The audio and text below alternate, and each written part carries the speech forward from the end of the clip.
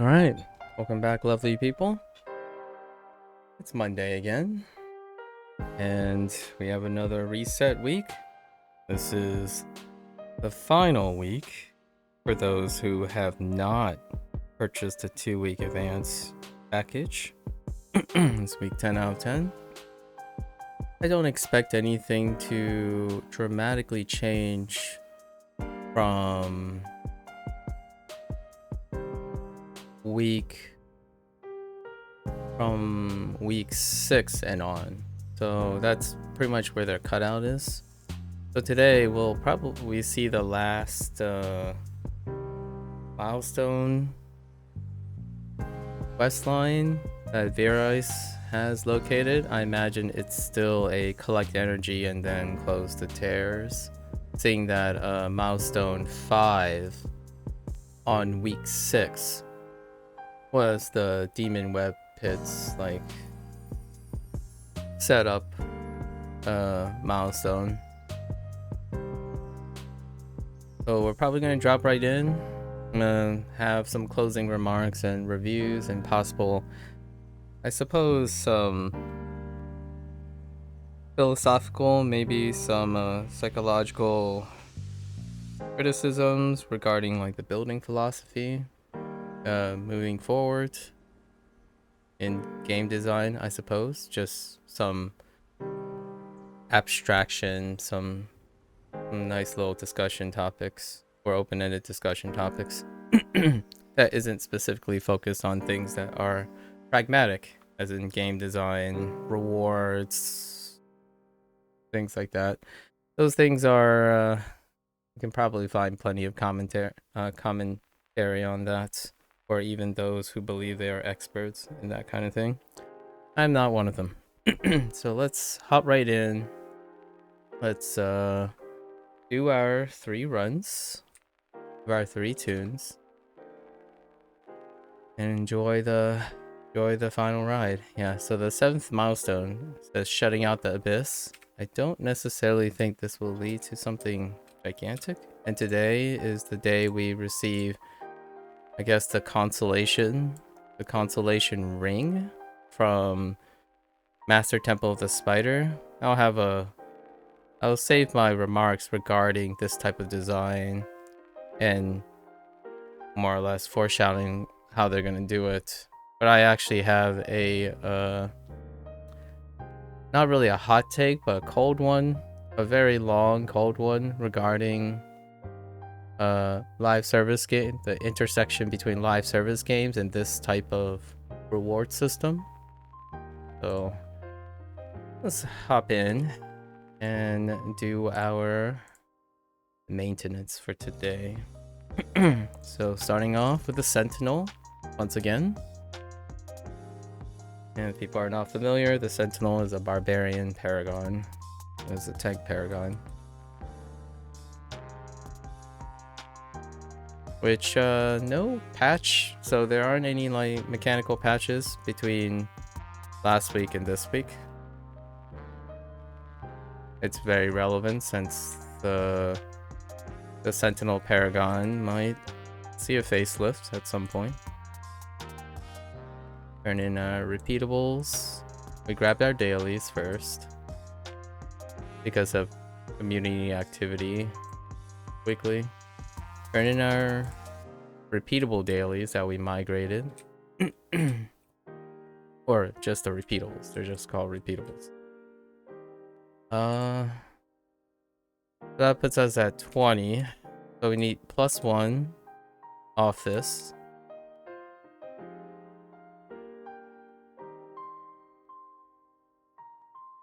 So we head down. See, place crystals. That's it. Wow, what a spread today. So place crystals, but we also do abyssal pairs. Crystals, I think, are unique. So even if we go through the pair, These won't refresh. And somehow that dude just migrated all the way over to this group. What a Chad. Slowing me down by a minute already.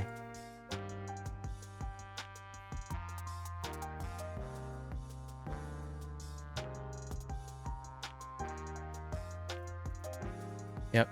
Canceled the punishing charge. That's a thing.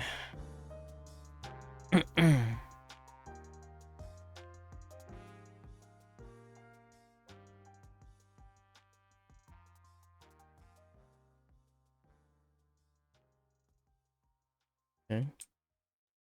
No wards this time. Oh. There's a guy just standing there. Okay, thanks. Thanks for clearing.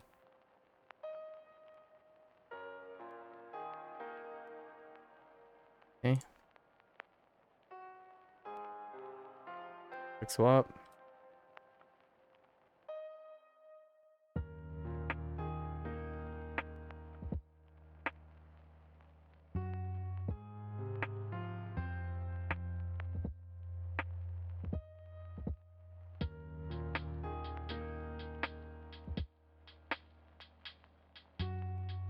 Nope. No Manticore's main bite. Still a thing.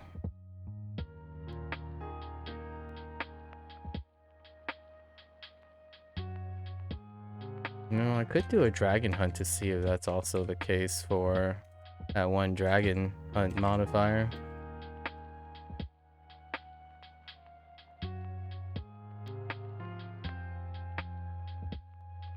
The one that hits, makes your at-will damage yourself.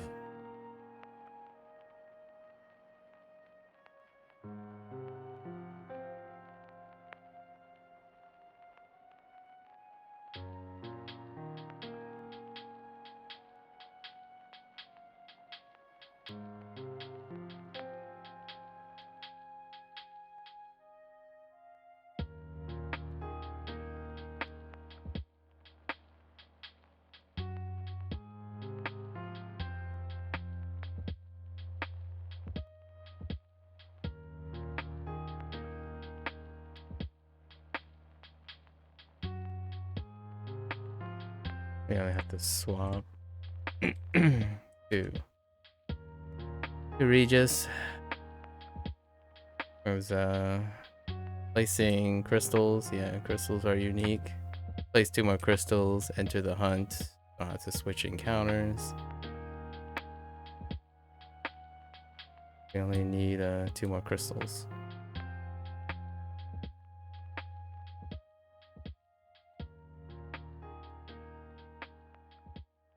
Oh.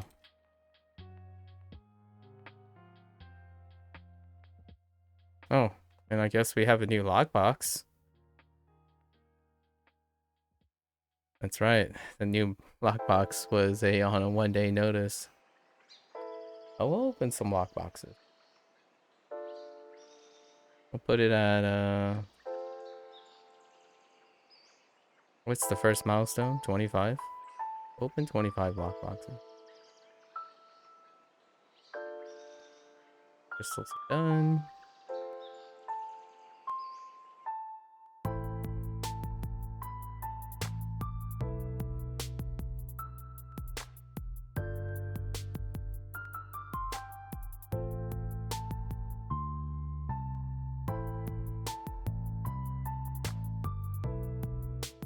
Nope. No Manticore's main bite.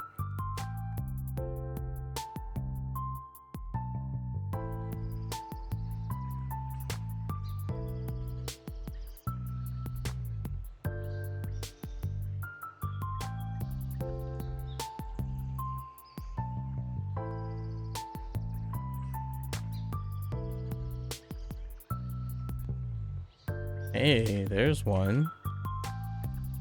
Wonder what was different about that one.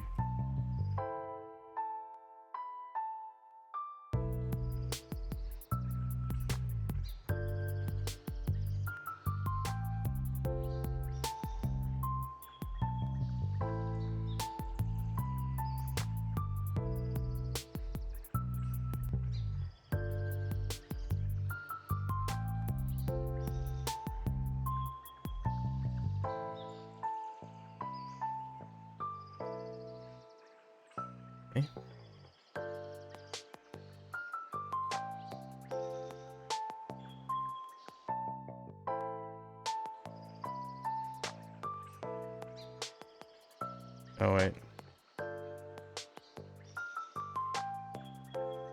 7 mages. Okay.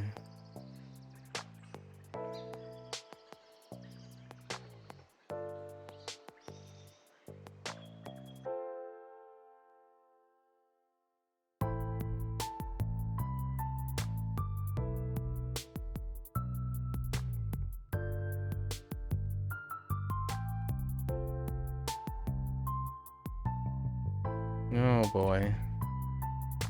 No instance change because the abyssal tears count as instant changes.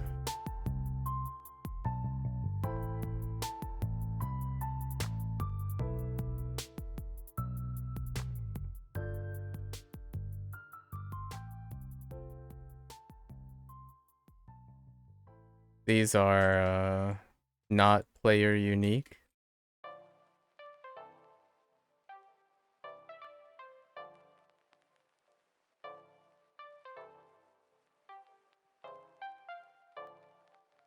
So we'll change our pathing a little here.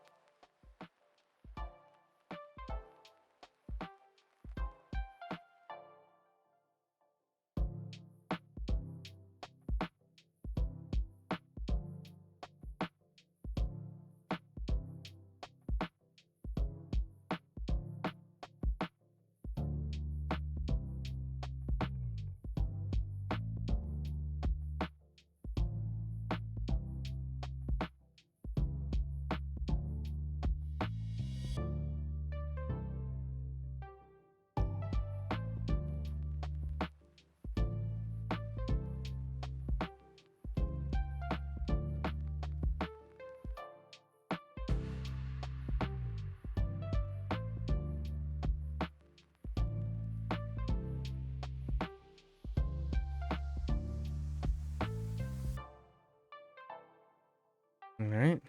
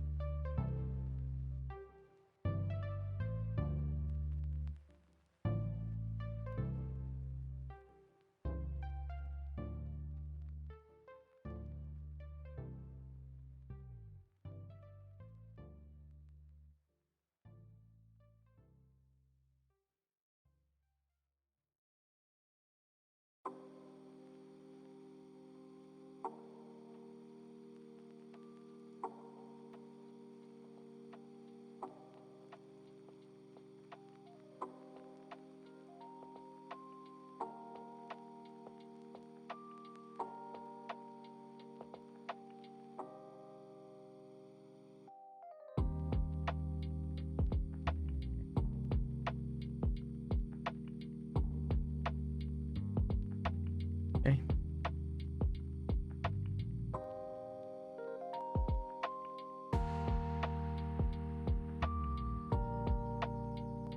Off to the other corner of the map. Oh wait. Right. Not unique.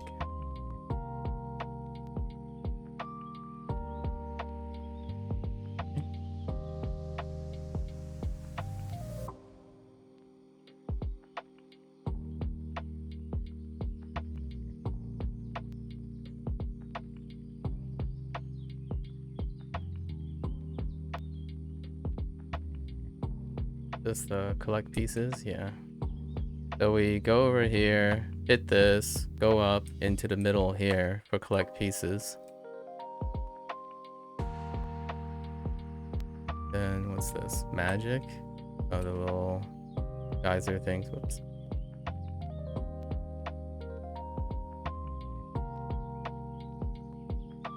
Did I just mess up? Yeah.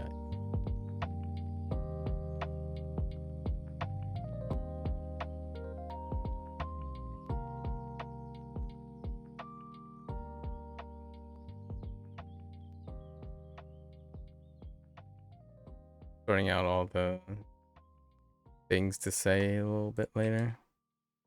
my head while I take the time here.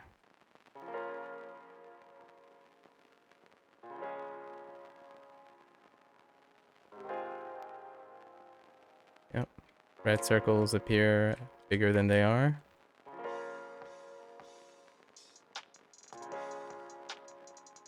Are bigger than they appear.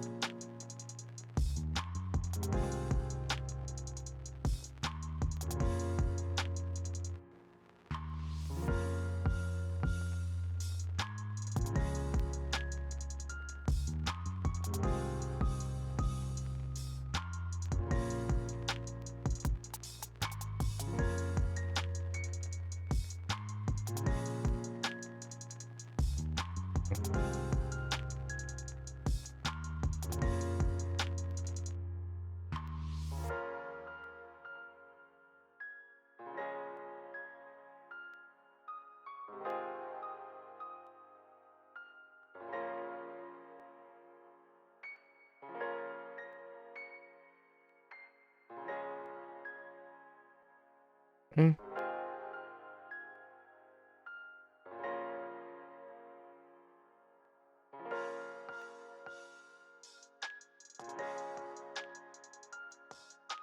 Alright. That's it for that weekly.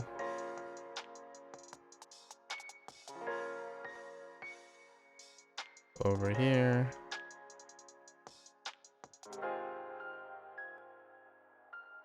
Up and into the center place.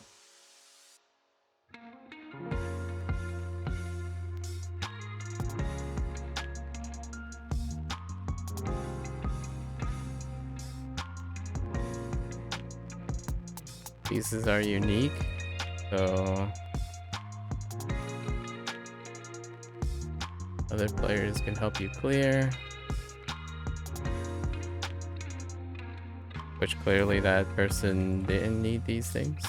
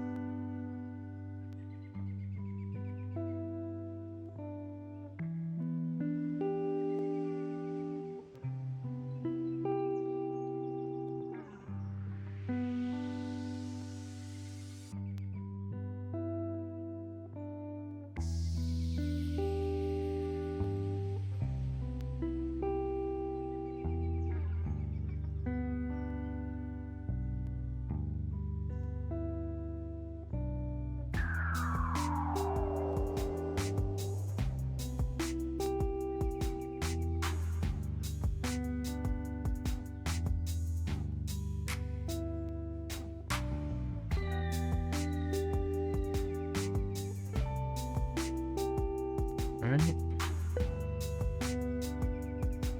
Magic glass.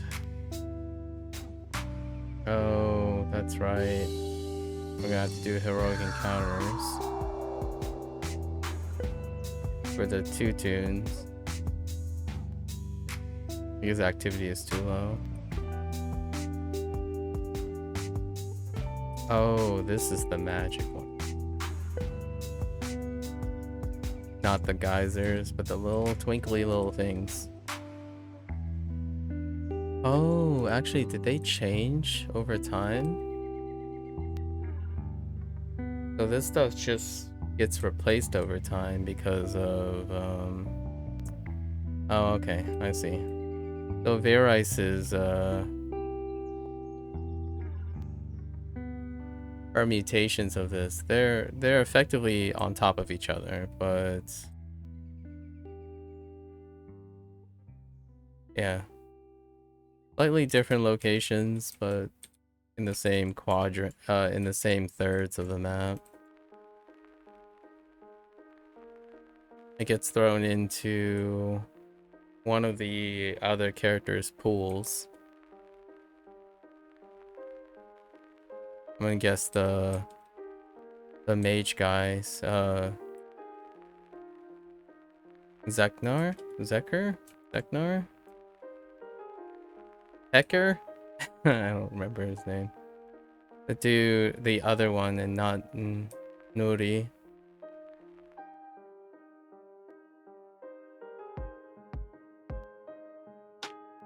Yeah, different locations. Maybe it's this one? Yep. Just the other spots that aren't used for the other magic location.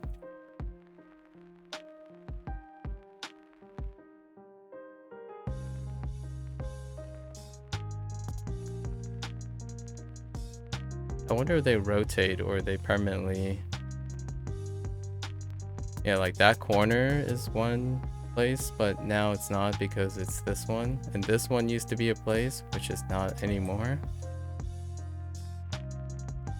So it's every place that is not the red location, the previous ones. And perhaps there's a third location for the last one. Yeah, because there's supposed to be one here, but not for this one. Fair enough. There one up here? Yep. Okay.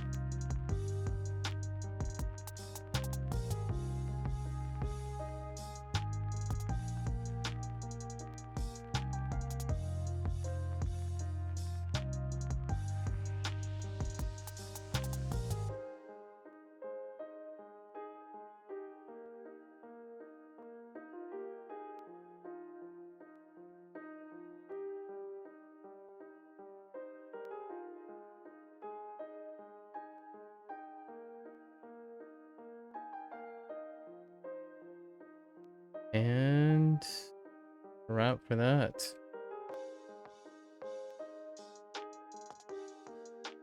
Get on over to Narvandale.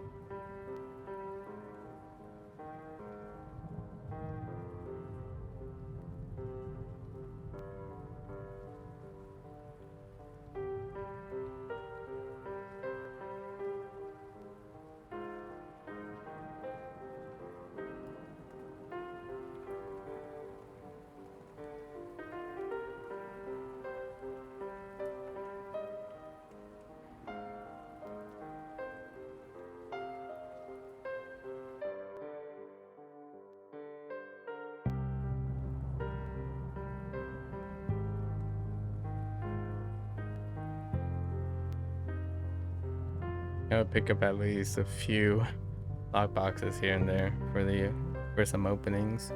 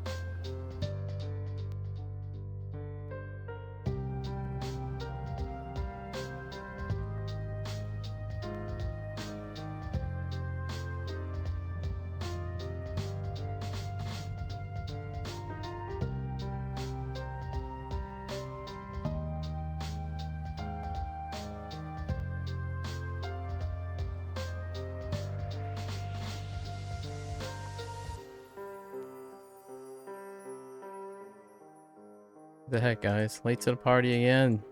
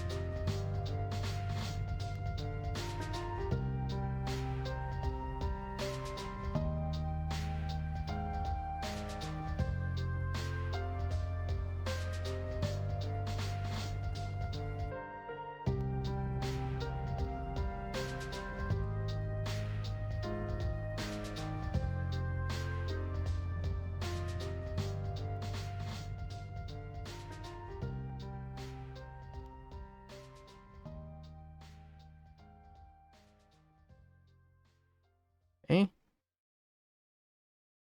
Ow, my eyes.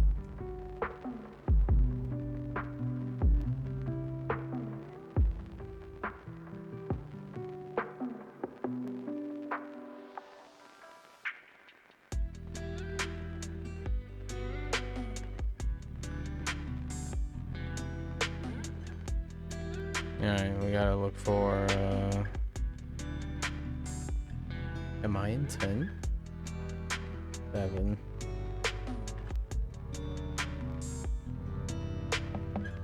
Nope. Gotta do heroic encounters.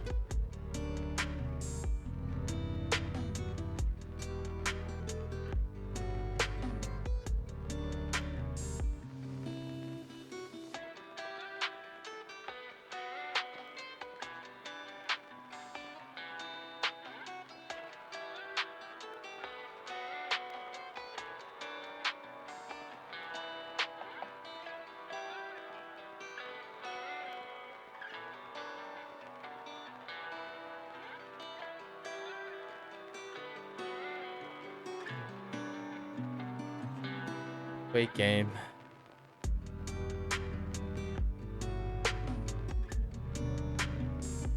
Maybe there's a train somewhere. Oh.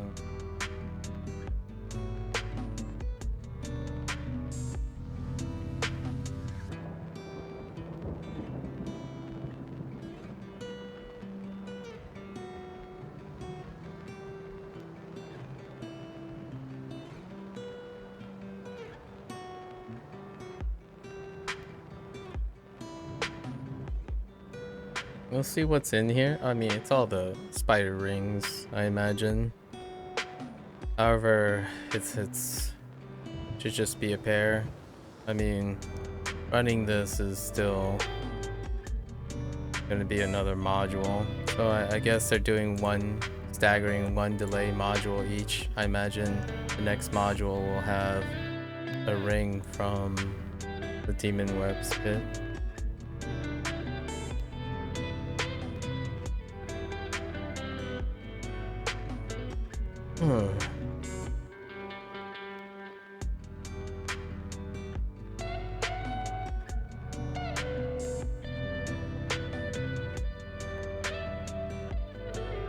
No dice so far. 11's packed.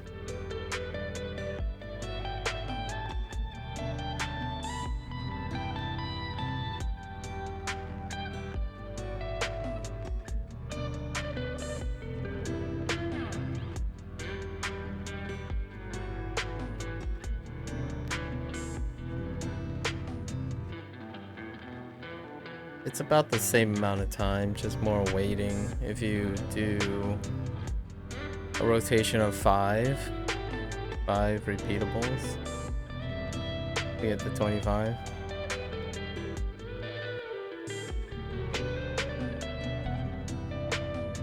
Hey, what is this?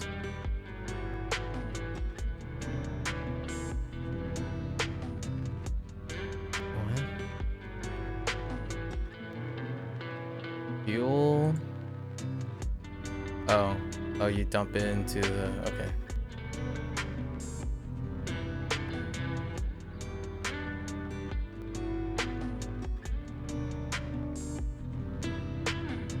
I think the... Nope. Too full.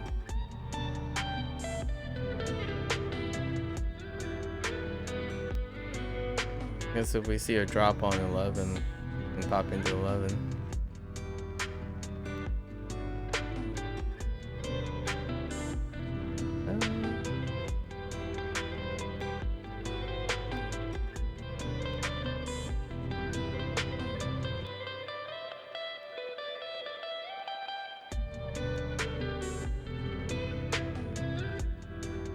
I would call out a number 7. However, no one's asking, so I'm guessing most of them are in instance 11.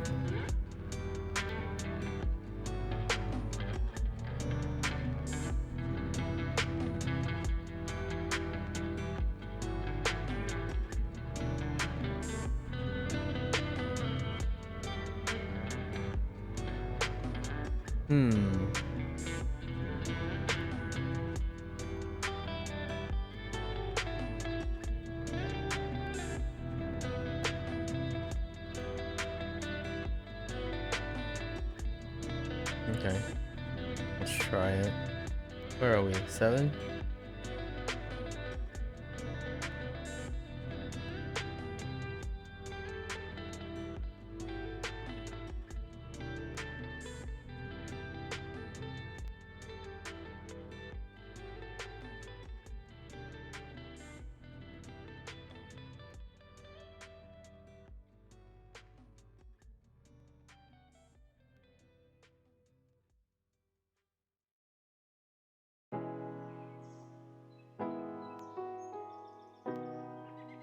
One person.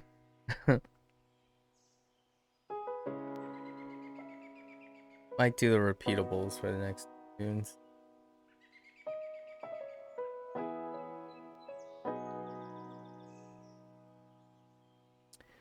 I imagine this unlocks too.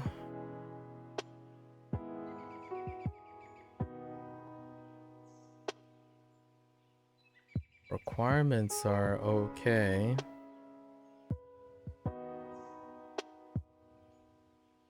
Kind of okay requirements.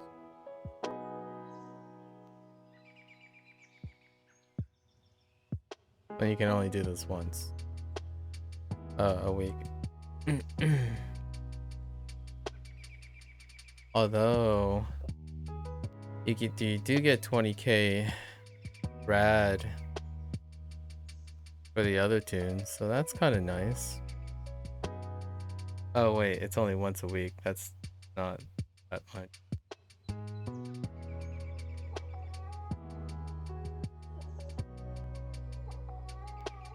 Do we get any luck? Few peeps? Few peeps? Alright, we're going in. That's enough peeps.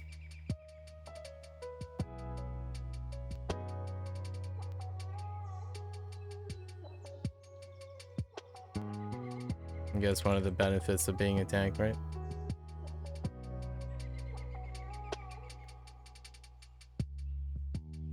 Pragmatically speaking, that's a advantage in exchange for an incredible amount of negative emotional investments, right?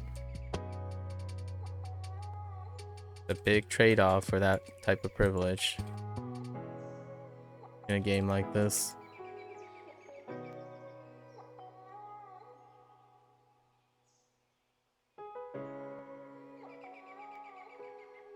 We'll talk about that a little bit later too. Regarding the direction, the build direction of this game. For live service models.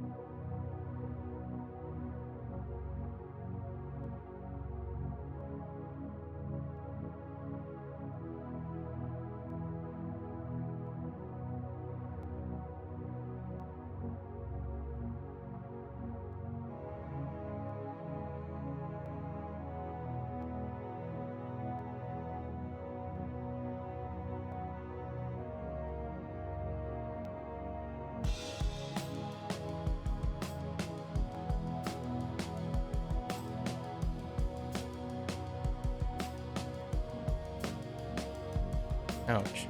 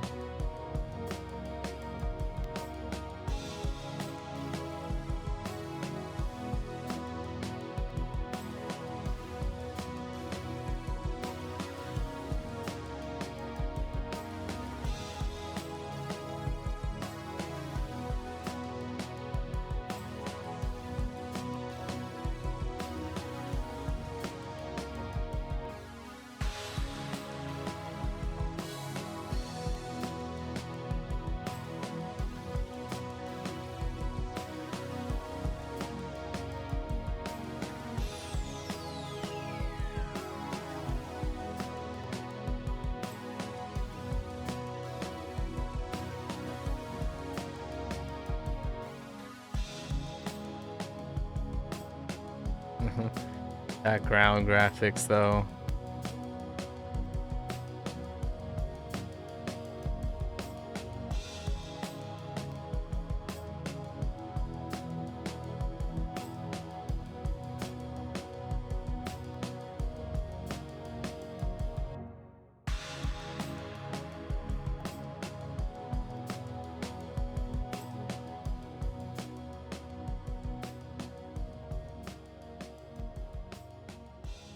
Okay.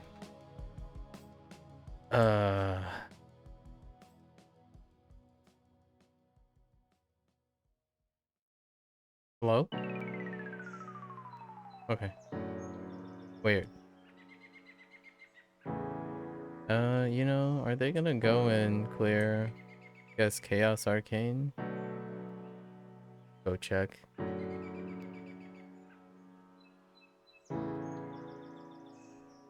It's a quick pairing. Whoops. Wrong direction. Okay. Just hop into quick Chaos Arcane.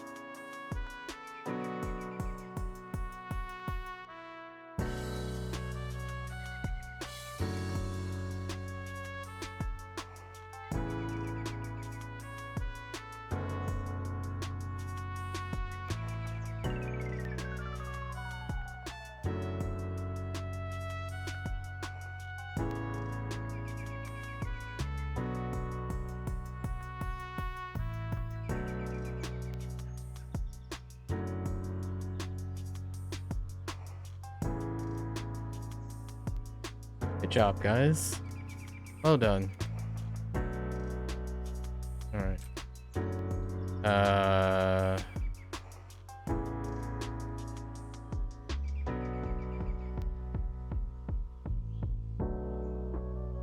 I doubt fiendish finish.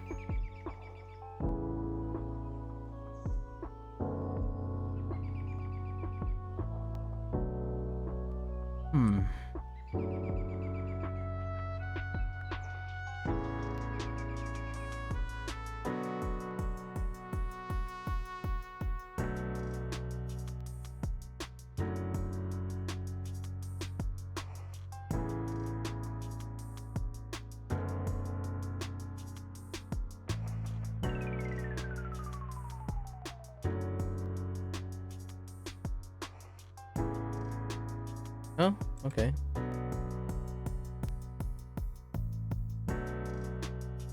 Answer is yes.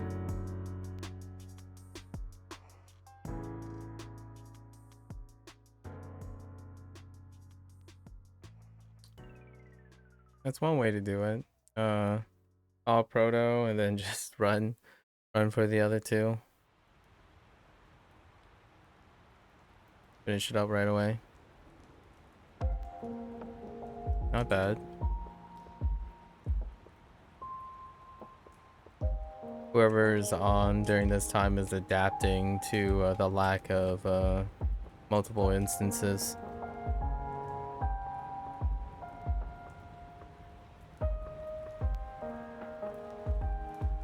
Or enough instances anyways.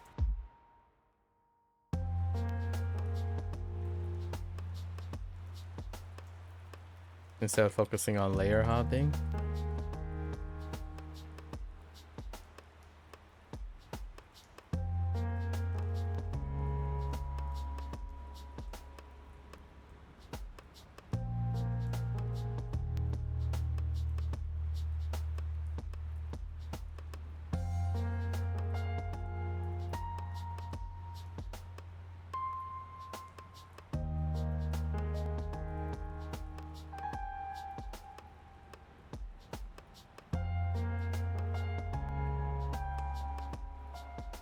Alright. Fair enough.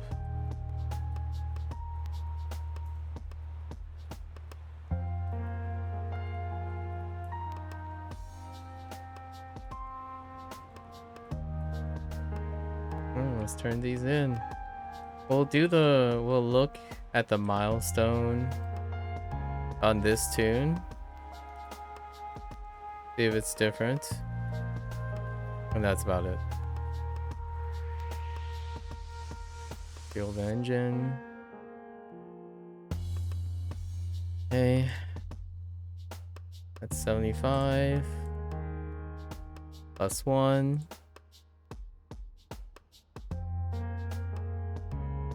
100. And this becomes available, so we might as well just grab this. And this.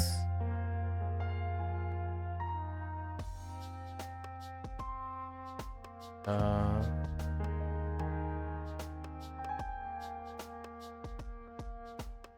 let's take a look. Yep, just all the rings. Oh, they added these things too, huh? It's just one, so it's kind of like, hey, play the dungeon, play the master version of the dungeon that is gate kept and gear checked and legacy checked. All right, let's see what this says. Defeat the... Oh, it is different. No, we're not gonna... You continue your efforts to stymie the influx. Okay. The only thing standing in the way of restoring the city are the activities of Grant's minions. To this end... Okay, so we defeat the pit boss. Which is more or less the same. And then you close the tears. We can look at what the pit boss looks like, I suppose. Oh, and then it's close one of each pair. And where's the pit boss? Oh.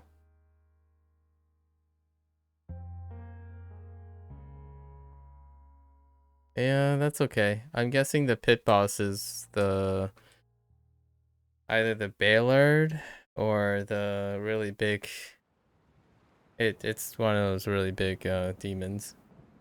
Or devils. Honestly, it's very difficult for me to discern them. It's a little deep for me. So I won't be showing that, but it is just another variant of closing the abyss pairs and doing an assignment that overlaps with another task. Okay. As I mentioned, oh, and then you get you get the Mystic Bolt. That's right. Which requires you to stand still for 3 seconds.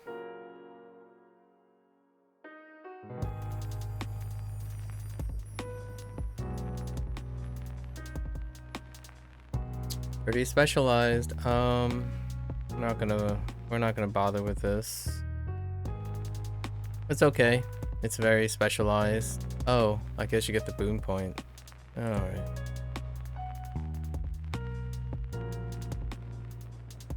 Hooray! Boon point. Although I do have to admit, the boon points for this one, this module was far more agreeable than Menzo Berzan one, which requires the elite insignias, which I think should heavily encourage to retroactively reduce the costs of elite tokens because of the diminished return in player participation, the incredible depreciation in player participation. Moving forward, that should, in my opinion, be a quality of life scale down with each passing month or something, or with the next every time a module turns up, tune down of turn-ins for the previous modules should be reduced to match the diminished return in player participation. I think that is simply just a live service rotation behavior as necessary. We'll talk about that too later. Let's just quickly swap. We have 2 more to go.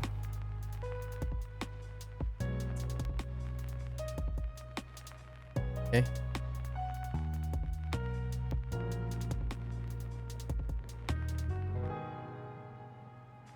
Grab the weeklies.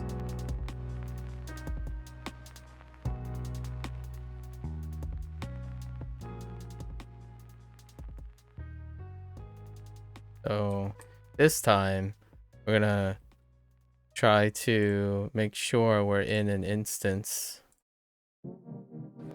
that has a proto up, and we'll just do a protocol and then flow right into doing the heroic encounters.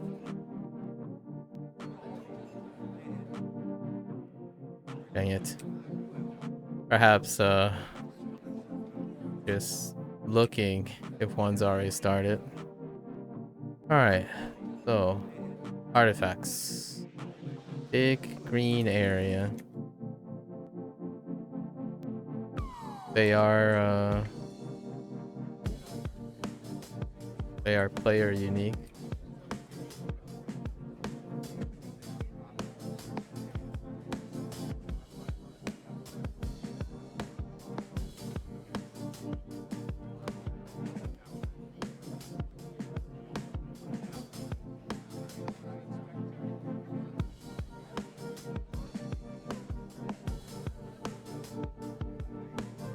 As a matter of fact, I have something I need to do. I'll be back in 30 minutes.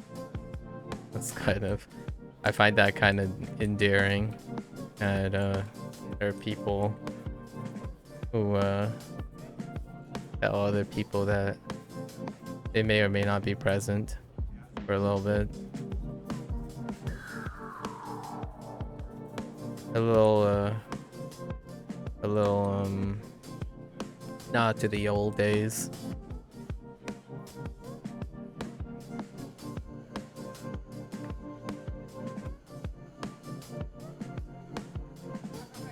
That type of courtesy very well does not reflect the hustle culture of the internet nowadays.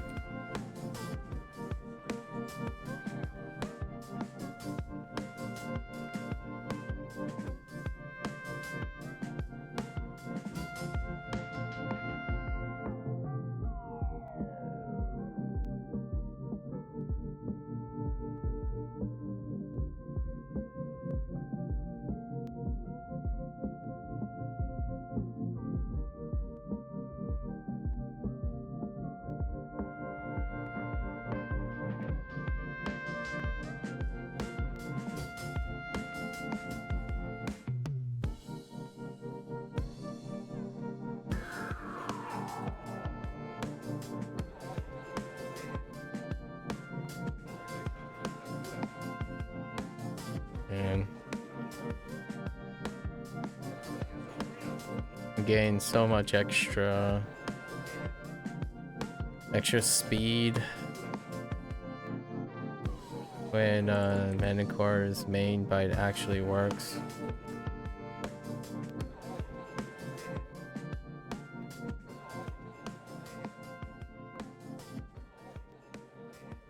Which it does work on everything else, other than the Sentinel. Or perhaps anyone who used Tricky Reversal.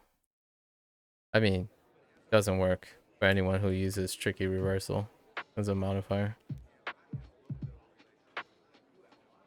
Probably not accurate, but that's the closest suspicion I have.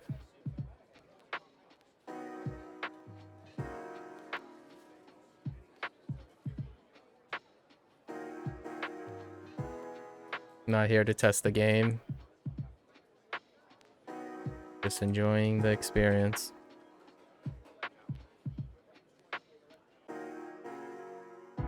And sharing things on philosophy and psychology, of course.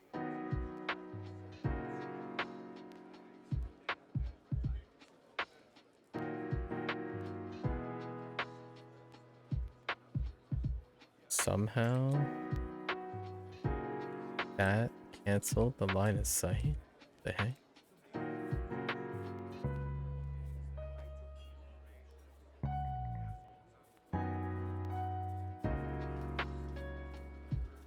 Evening awesome allies. Now that's an enthusiastic player. There's some wholesome chat going on. Lovely to see.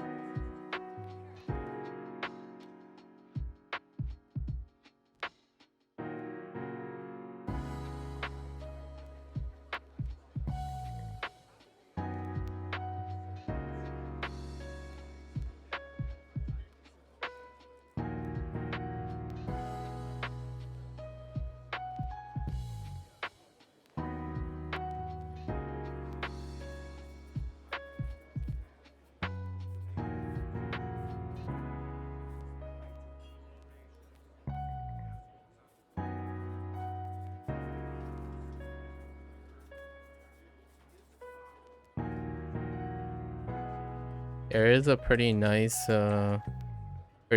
pain giver account bound artifact in the new lockbox. That's a kind of a first actually. For a bit. So people are pacified.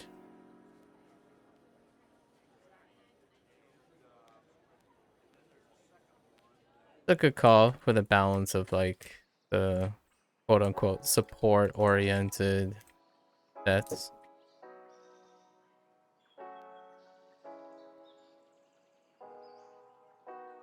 Because generally speaking, the game design fosters a what about me mentality.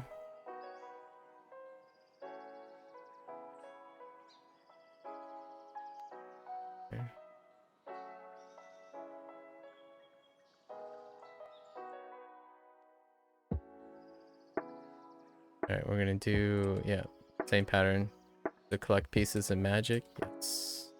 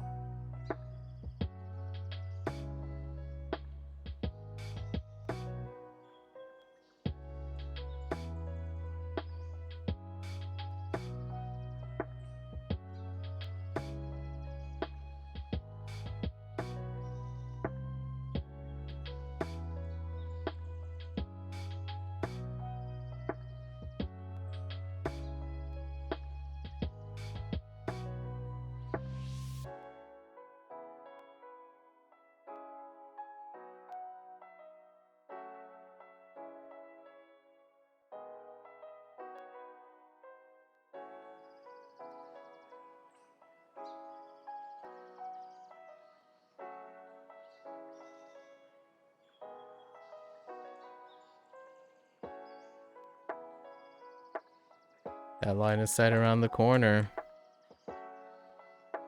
Game is definitely square. Squares, man. Squares. Oh, enjoy.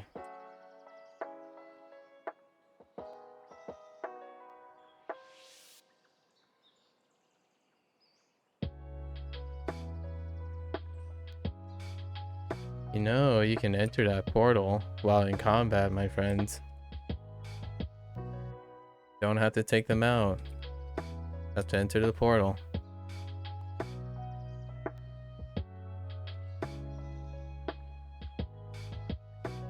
Okay.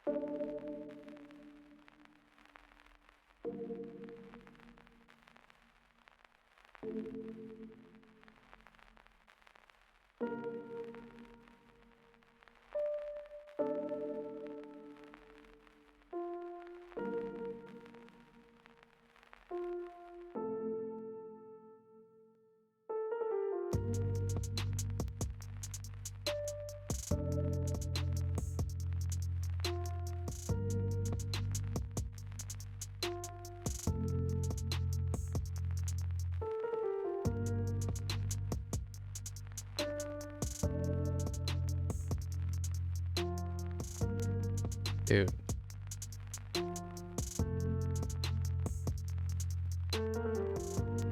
Attack on death. Hey. Alright.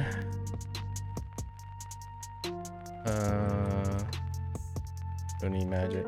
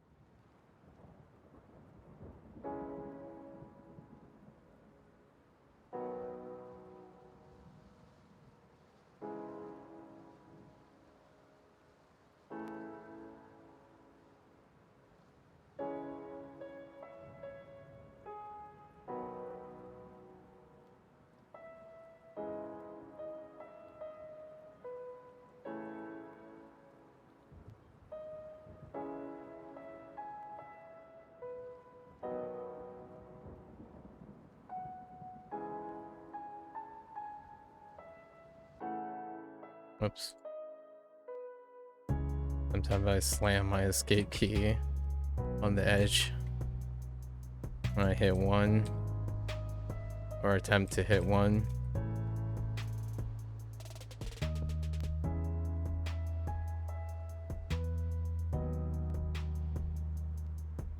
Alright.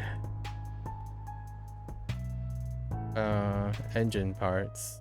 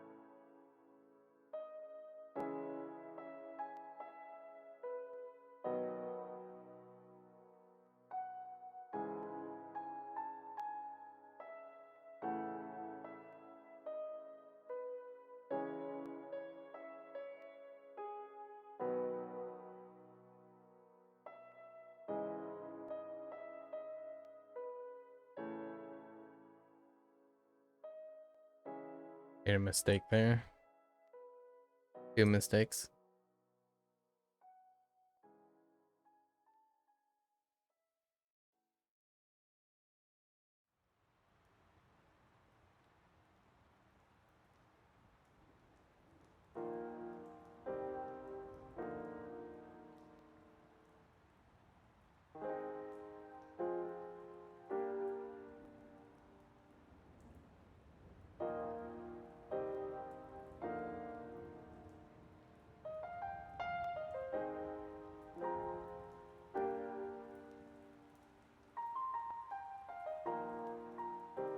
Okay.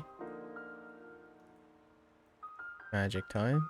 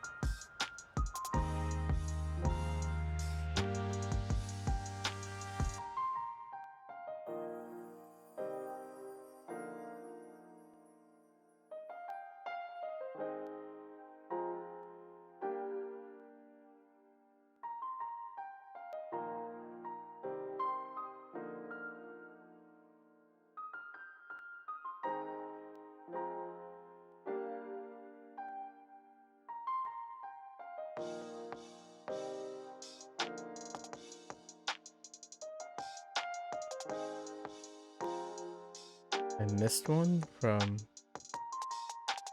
Oh, I know what Fine. This works out.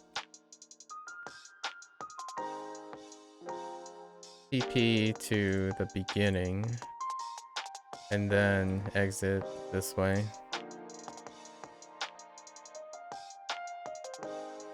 Okay.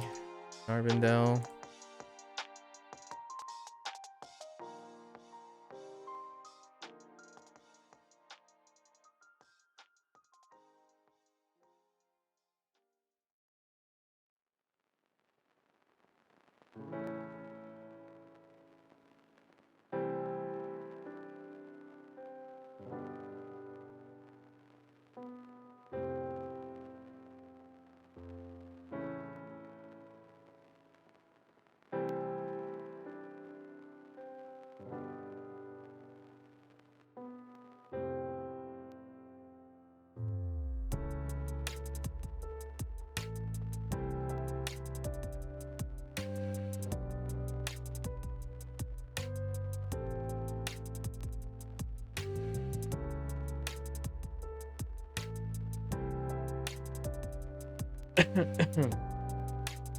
It's me.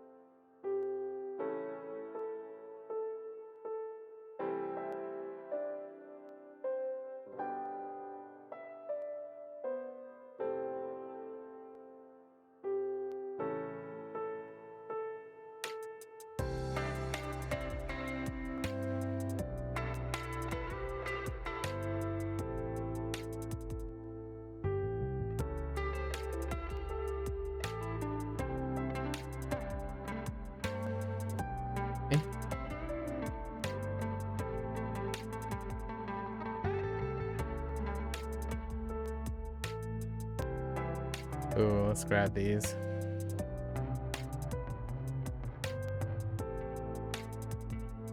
We'll open to the first milestone.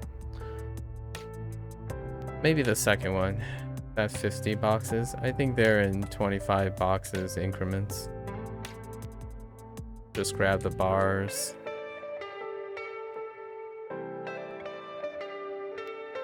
The lock boxes.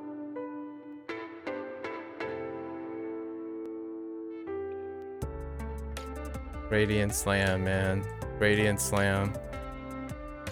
Definitely a stock at will for all the tanks. Should be anyways, instead of some bounding slam and threatening rush. The action on them is almost brutally punishing. Just for some flavor, I suppose.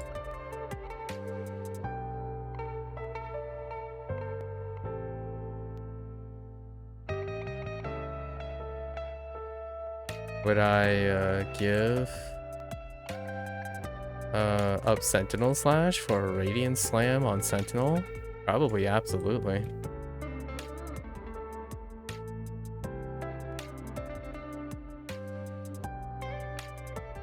Threatening Rush, you don't use it very much, really. Because of shield throw.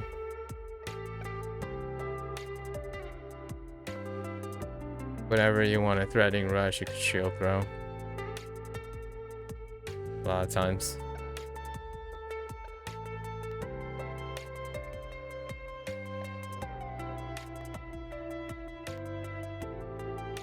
Alright.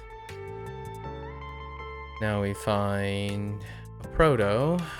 It's not in our instance. Instance number 5.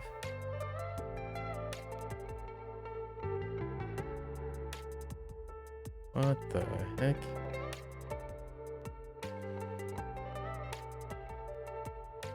Oh, someone's doing this though, right? It looks like someone's doing this. Or not, they just ran through. It was bad. Alright. Let's go try to find an instance. Unless someone... Proto on 6. Can't really do it in a minute. It's too late. We'll see.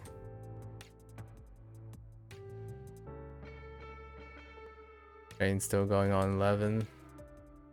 Maybe the train is up now a little bit longer because of these two things being unlocked.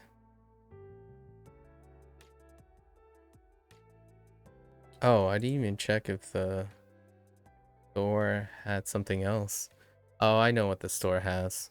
It's probably the two items to finish off the Mystic Bolt. That would seem very reasonable.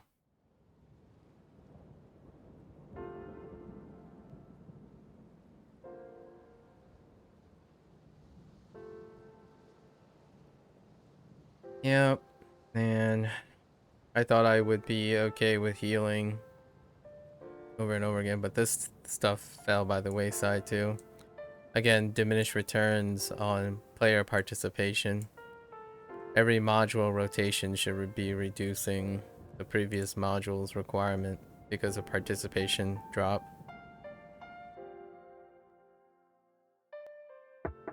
Alright. I think our cooldown is up. Someone said 6. Let's see if 6. Alright. 6 is still good. There. Did someone actually trigger it? What the heck? Is this the guy that actually called it too? No. Fresh 6. But triggered. Man. Both triggered. The guy's gonna have a rude. Oh wait. Oh no, never mind. Oh wait. That guy really going in? Okay. Huh.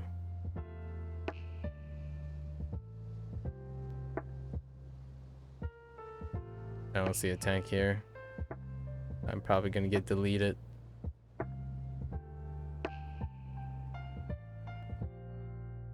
Run around like a goofball. Run around like a goofball. Ow. Ow. Oh.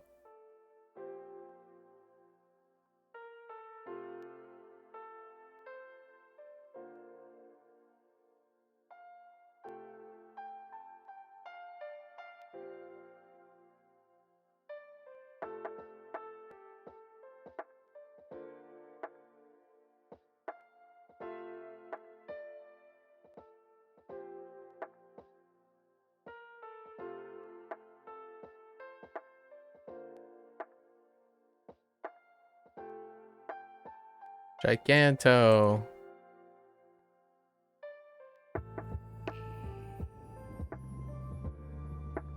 Let's see if we can complete this before the chaos thing times out. Okay. Come on.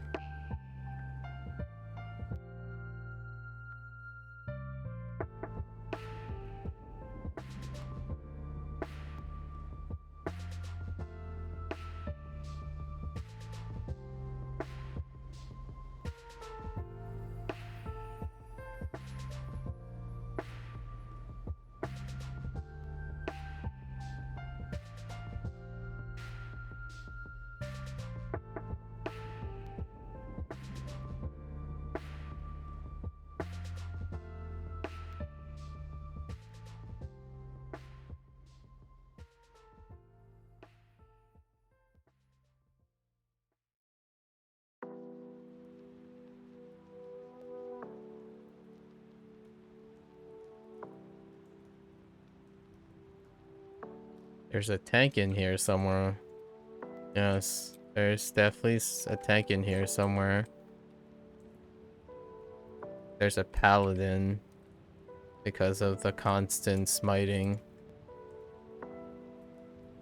Smiting on aggro swapping.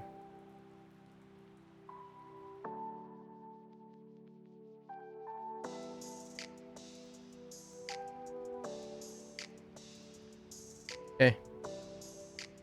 Alright, 5 minutes. Go down there.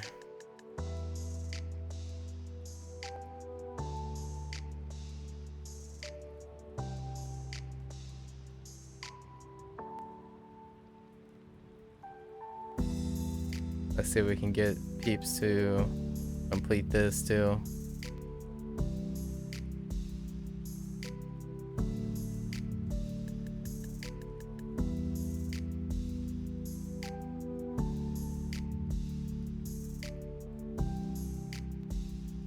There we go. We got a ranger, you know. Good guy ranger. Common goals. Got third guy, wizard. That's all we needed.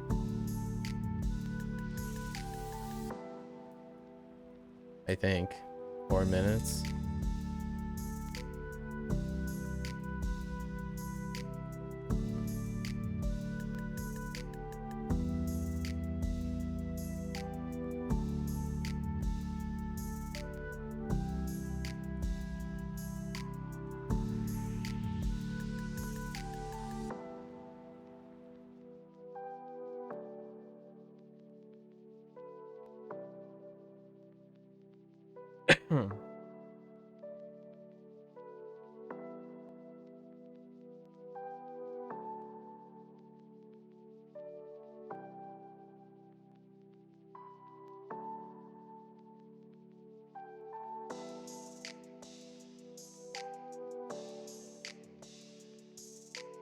All right.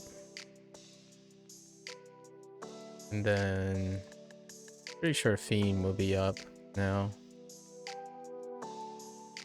Yep. Go grab that.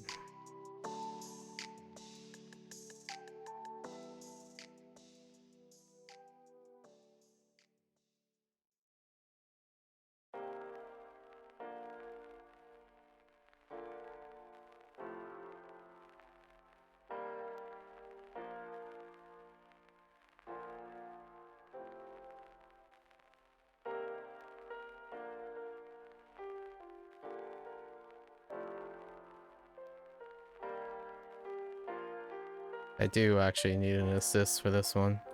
Oh hey, the wizard's here. Not bad. Alright, let's go.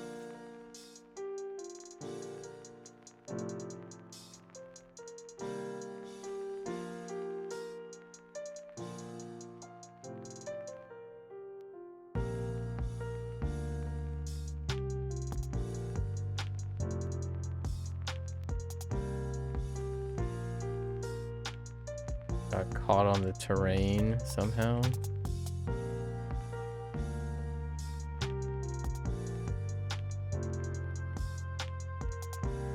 Ow. That knockup was eternity.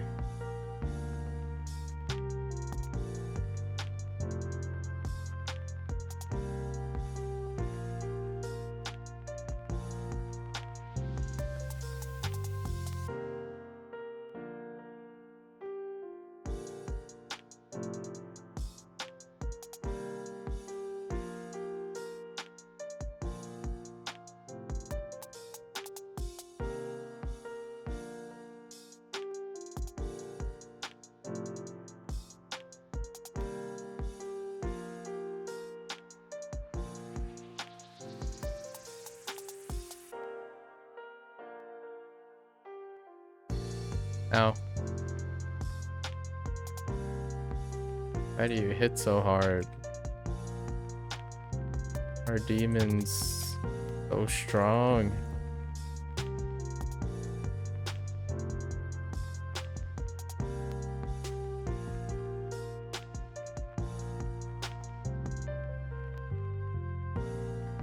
Nice. Yeah, let's go turn it in. One more to go. About a nice casual 30 minutes. Very relaxing.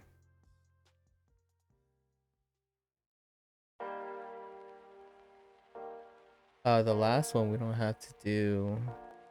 In our fighter, we don't have to do heroic encounters. He has a carryover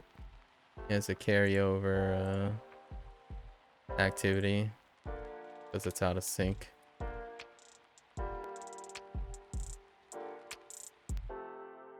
Oh wait, did I? Oh, I just turned in one extra, didn't I? Oh, yeah, I just did. Oh well, that's okay. Grab our ring. Won't come into play unless we start doing that stuff. So, okay.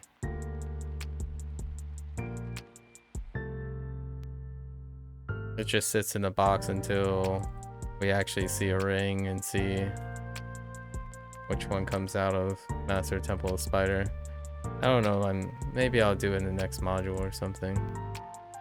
That's some interesting modifier stuff. Why is this lit still? Oh, you have to actually click. See.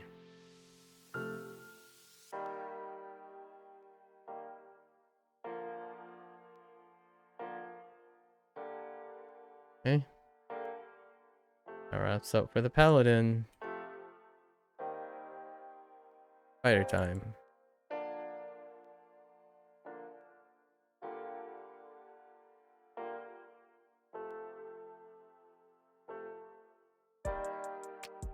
Quickly.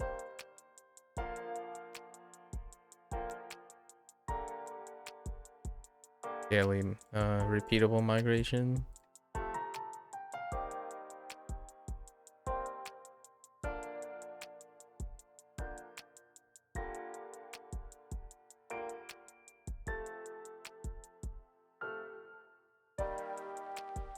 Bandages. Okay. Bandage mages.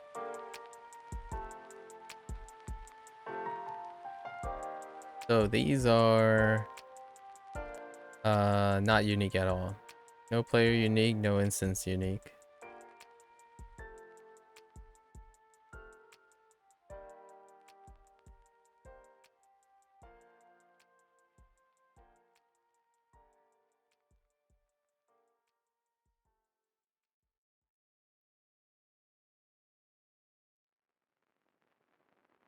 Not for you, my friend. I mean, you could try interacting with it. It is possible to double interact with injured mages. If you're close enough, you can get double credit. Like, between players.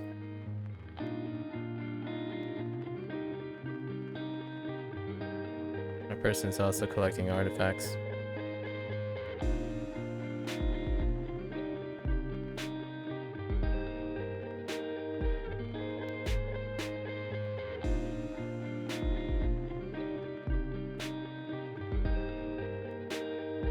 Sorry, man. Hey, you can still double interact. Go, go. Do it. Yeah, the guy knows. The guy knows his double interaction. Nice. Well done. Hurry up, my man. Alright. Off to the tear.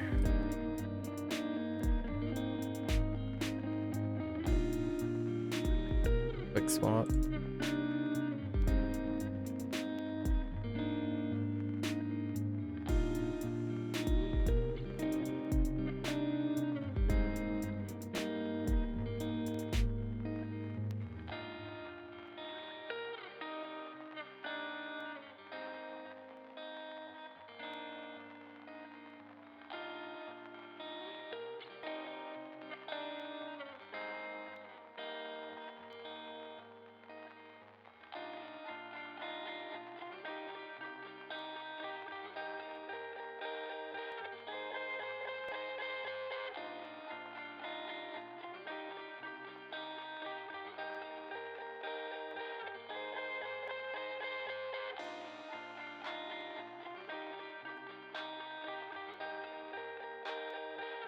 Okay.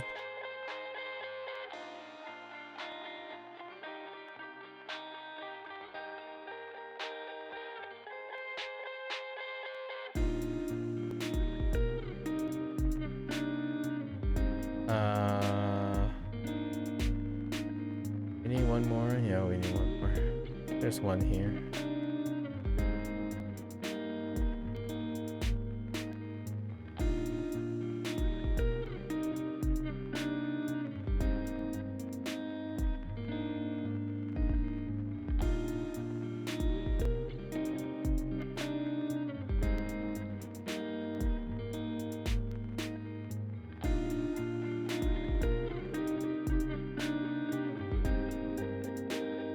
Ready?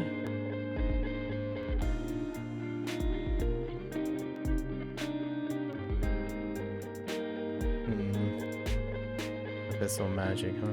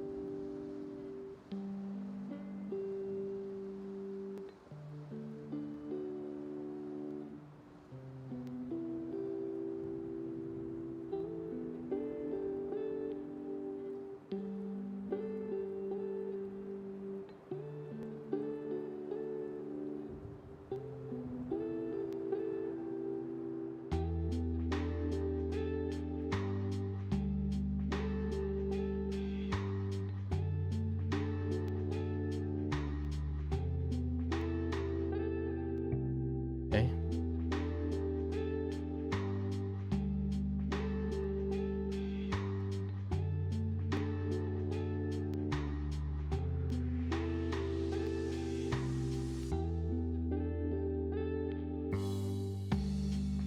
It's a little different.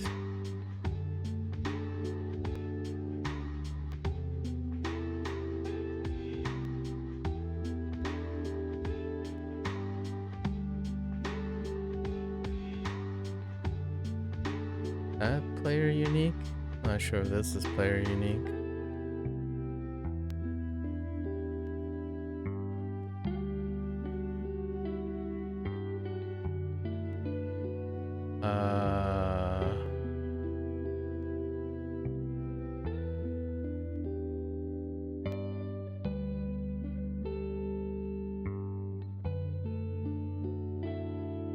Judging by how that guy moved. Oh, it is player unique. That guy just went back. Okay.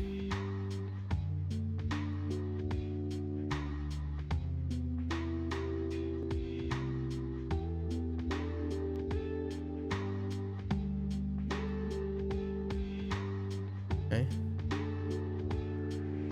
Go north into the abyss.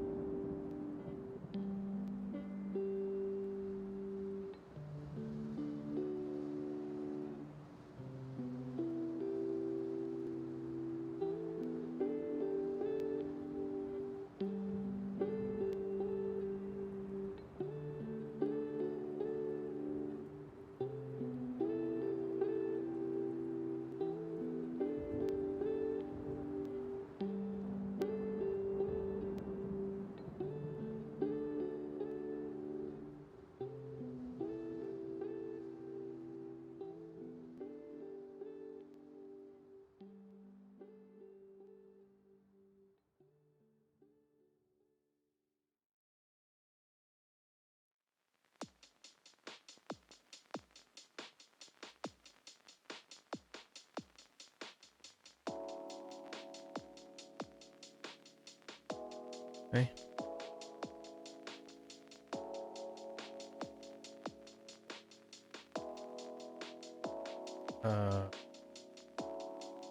Select, no, rescue couriers.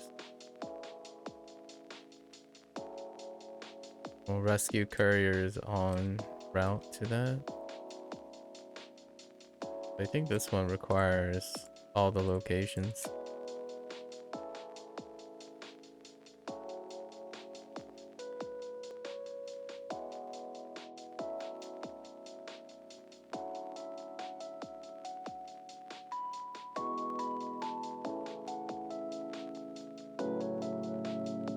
One in here.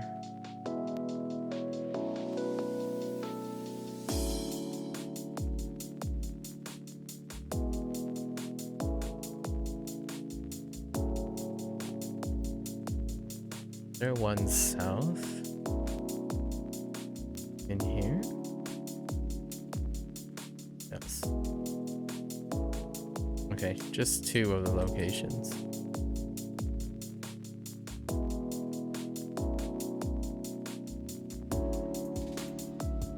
Oh, never mind. It doubles up here.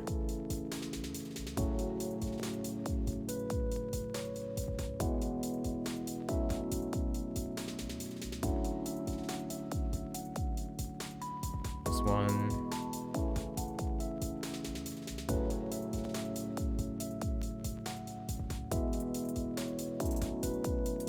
In that corner. I think it's right here. Yeah. The one spot that doesn't have a piece for the realm engine one. The realm engine repeatable. Not too bad. Now, fortunately, we can do the abyssal there or the abyssal hunt up here to collect magic.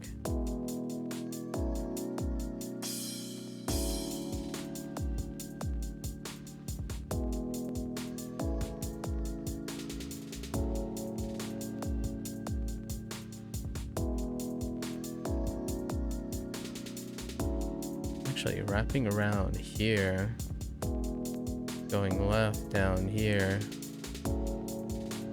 works pretty alright. Oh, but we still have to end up on... Nah, it's okay.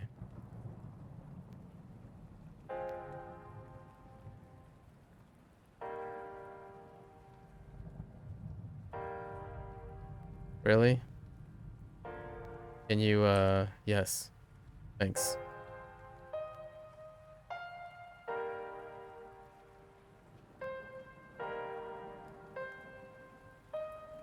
Are you just gonna wait on me or something?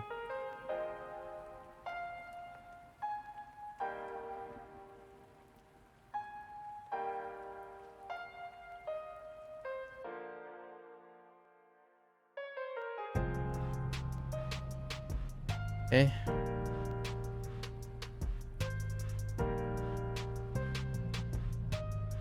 We take the north route.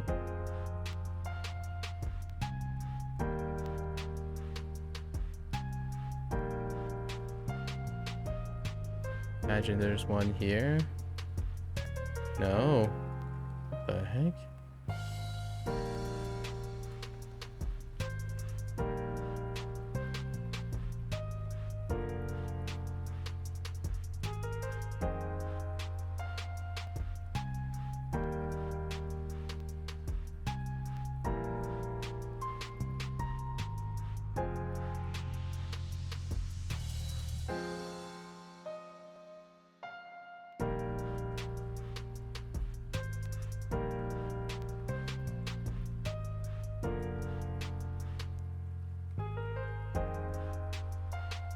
Okay.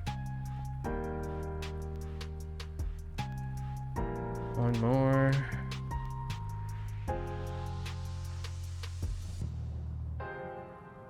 No? No? No? Oh. Good.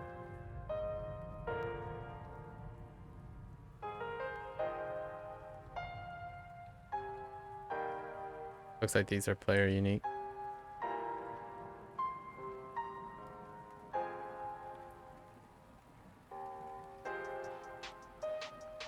Okay.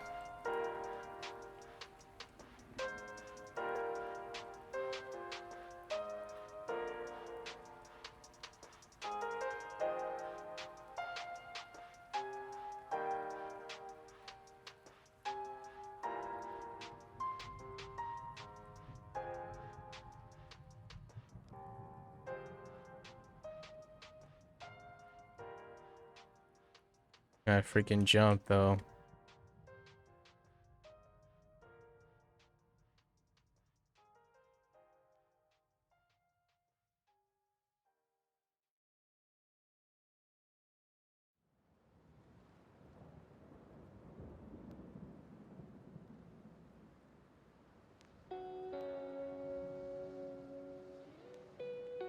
Alright.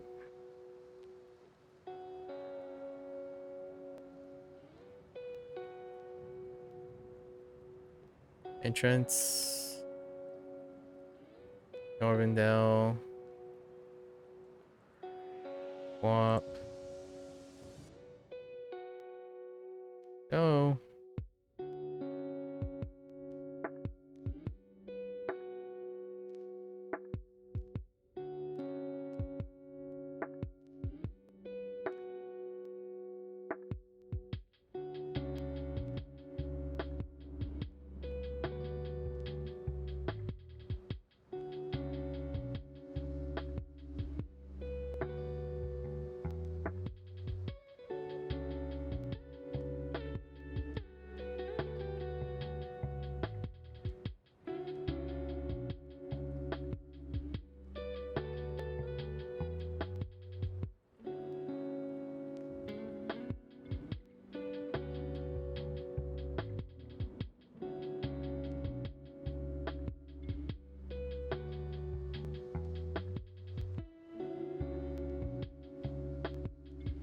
Okay.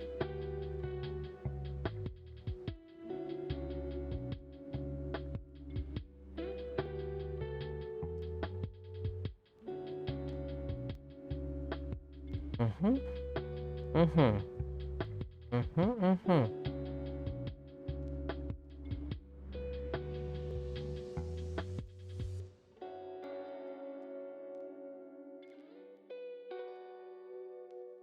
Mm-hmm. Mm-hmm.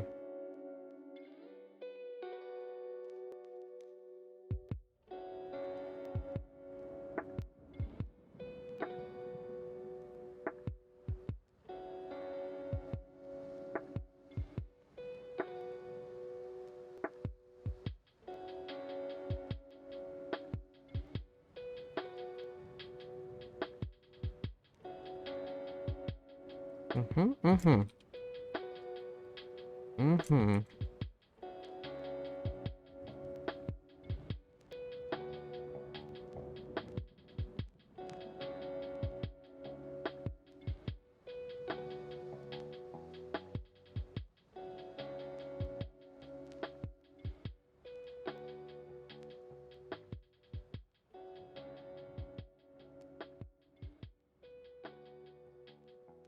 Mm-hmm.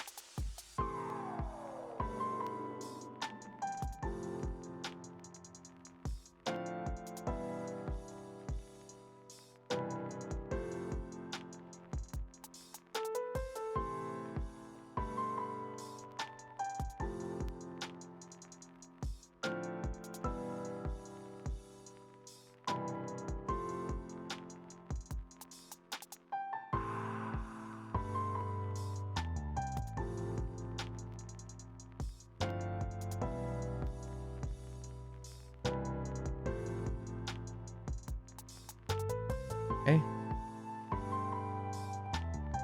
That's all she wrote. No heroic encounters for this guy. Grab the constellation ring again, and probably won't. We'll do a, I guess we'll do a run back.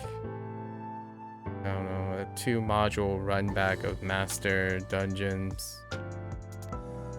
Maybe like a dungeon run day in the future. Because it has to be done during a specific time of day.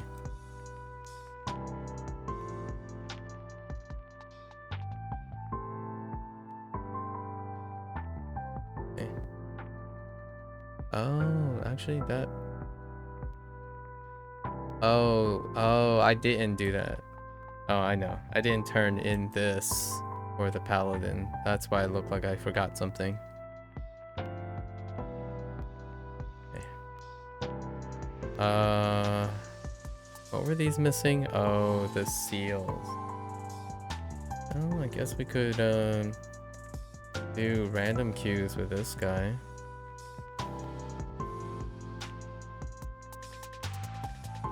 Sure. Do random queues with this guy.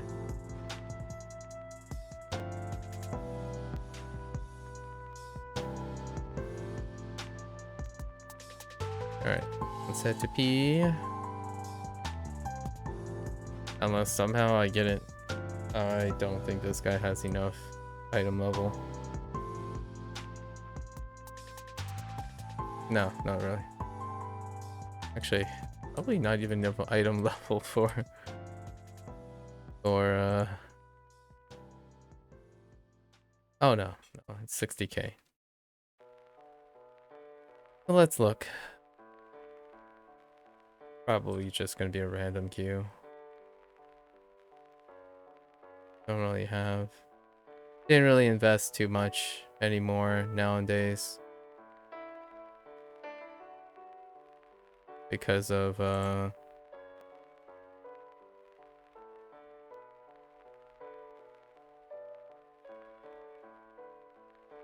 gear gating.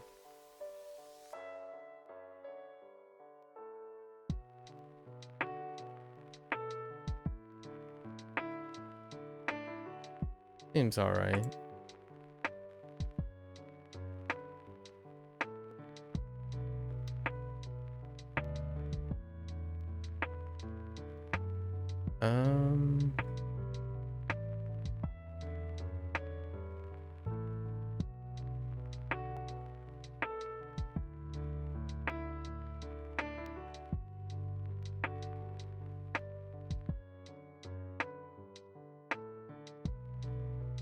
Man, I haven't cleaned up this inventory in a really long time.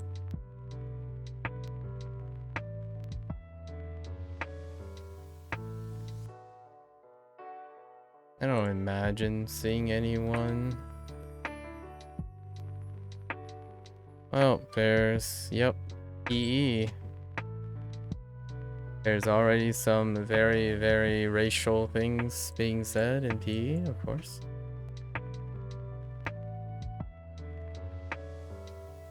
Not very, hasn't changed much.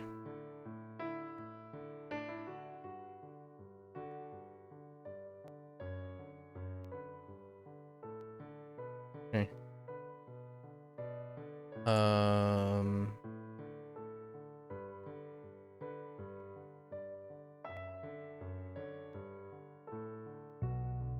Did I not have a one? I did.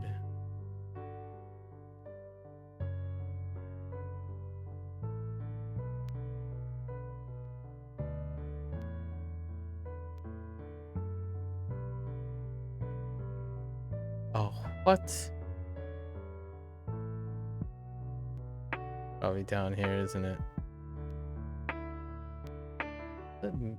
No, I guess it really doesn't matter, huh? I'll explain why I didn't change that.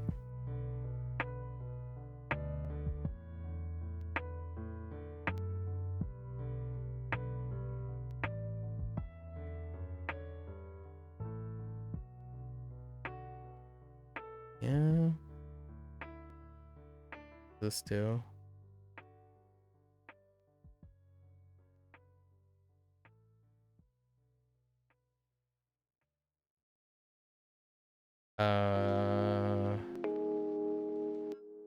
Okay.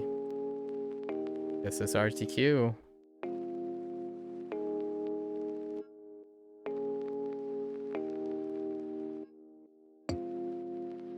That's awkward. That's so awkward. Alright, well, that's... Wow. Who would have thought this would happen for an RTQ start? That's kind of humorous. Okay. Let's look if there's anything I can really change about stuff. Not particularly. Yeah, most of the stuff is, it's legacy gated. I'll call it that. Need to be on at a specific amount of time in order to replace the stuff.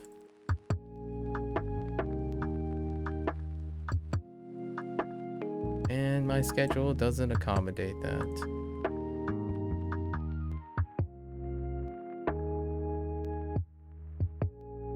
Clean up some of this nonsense here.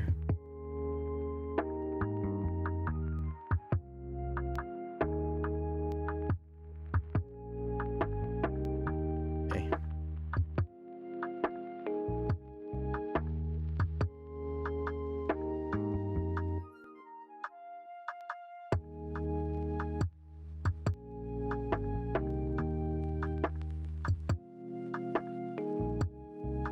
I use recharge. Yeah, that's kind of, that was the idea, I suppose. How's the group looking? Oh, not bad. Wow. Imagine securing the tanks and the healers out of 5. Impressive.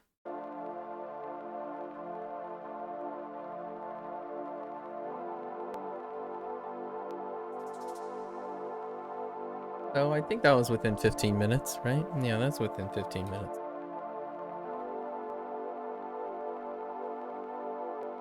Next queue will be within 10 and then within 5. And I'll do some closing remarks. Gonna be a little bit of a long one since it's the end of another module. We'll talk about some like deep cuts, a few deep cuts here and there. I have 2 deep cuts I'll go over.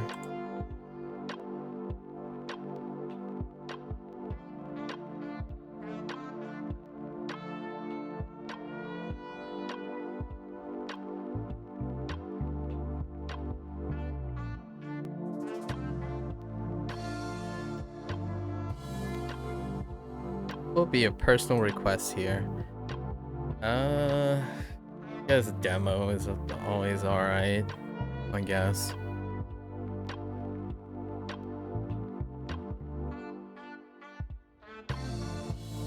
Demo's fine.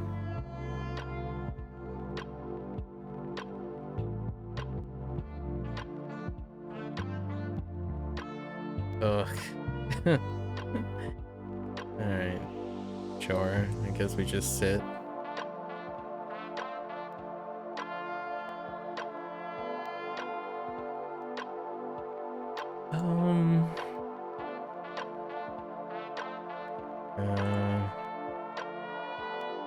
Not gonna be a degenerate today. No degenerate vanguarding.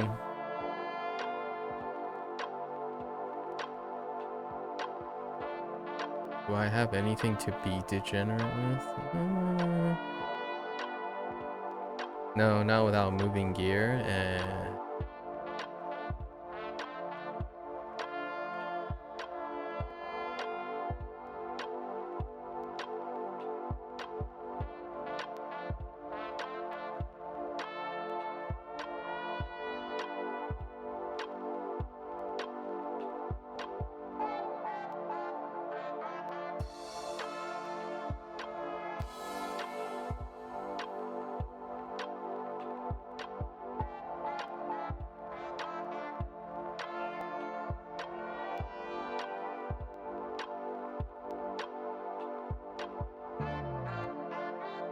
Someone hit their escape key.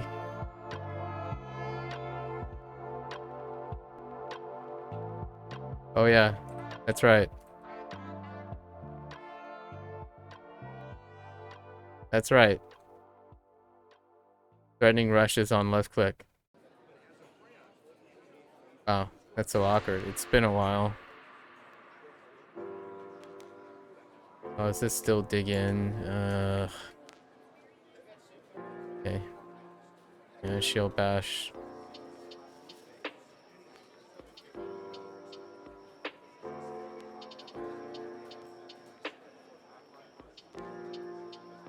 Oh yeah. Threatening rush only hits one target. That's right. Radiant slam. Exchange. It thematically clashes too. A tank shield rushing someone, shield charging someone, and only hitting one person in the way.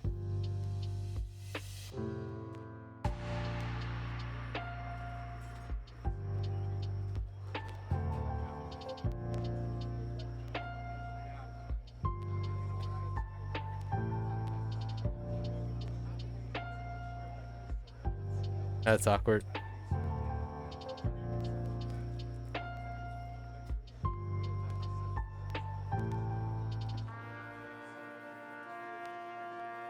Now, shield throws distance is pretty tiny. Holy heck.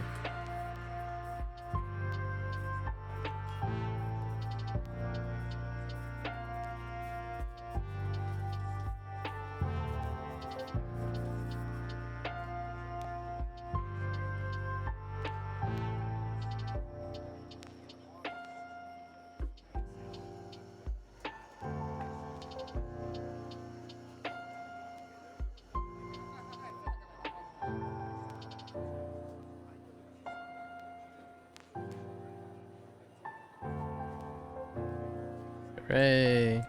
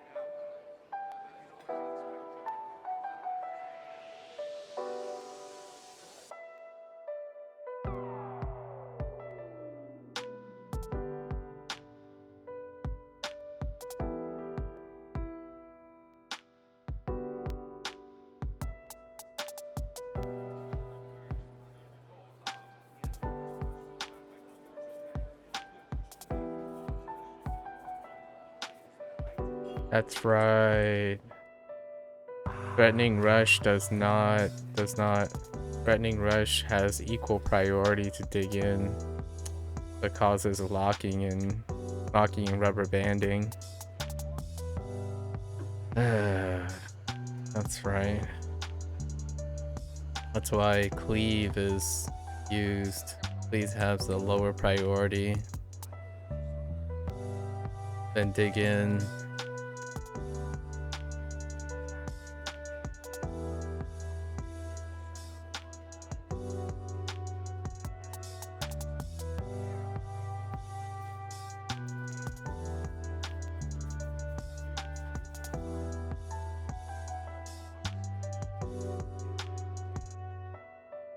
By cube.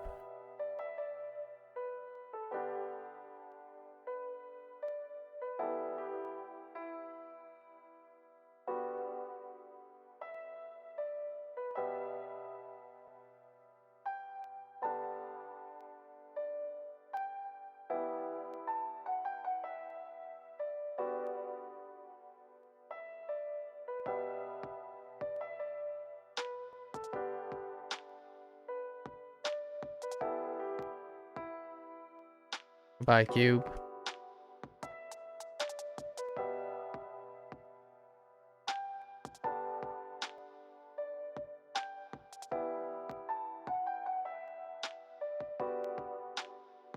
Goodbye, cube.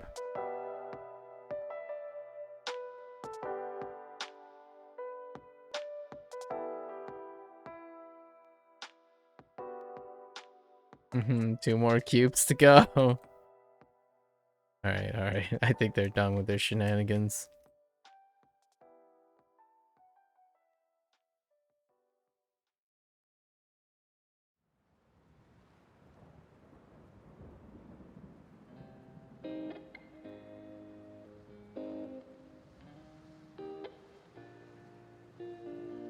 Always that one guy.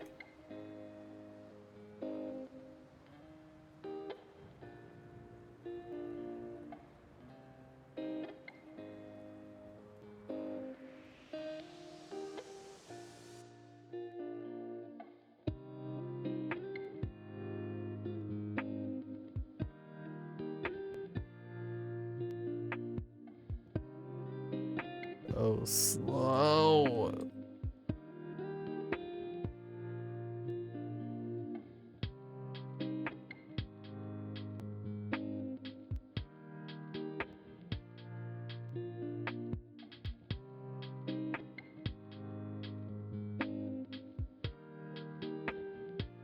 Poor guy. That guy was stuck in the hand and got whomped.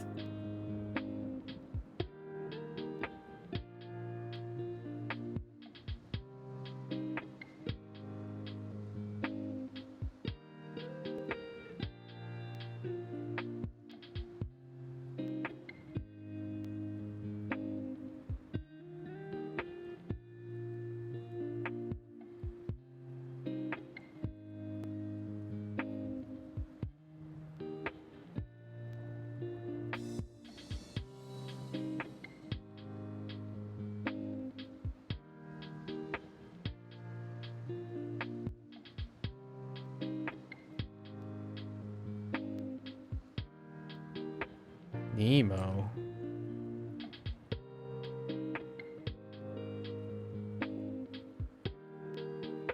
Or Nemo.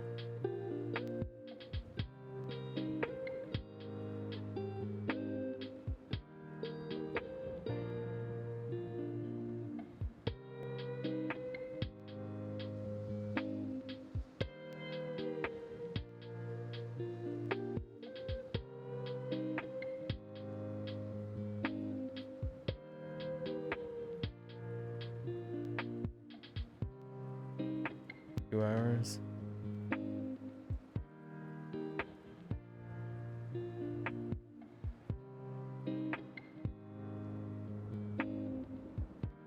And we're flashbang. Slow flashbang.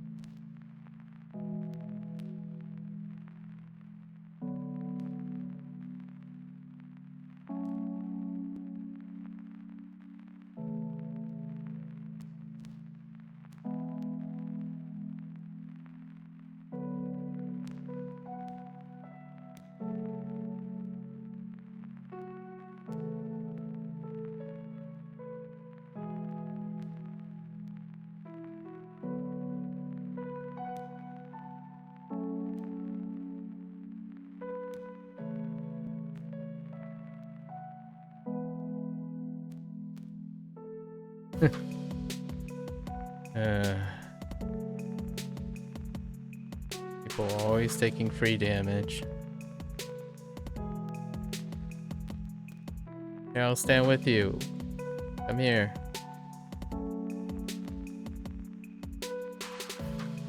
There you go.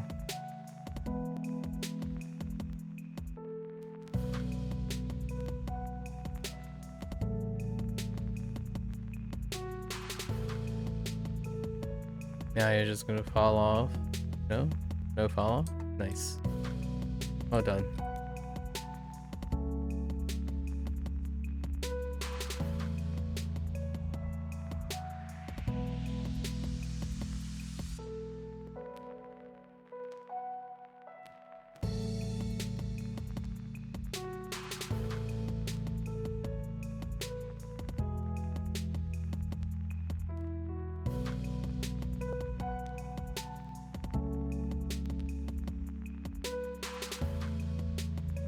The big red circle, guys. A big red circle. Got all the time in the world, man. Big red circle.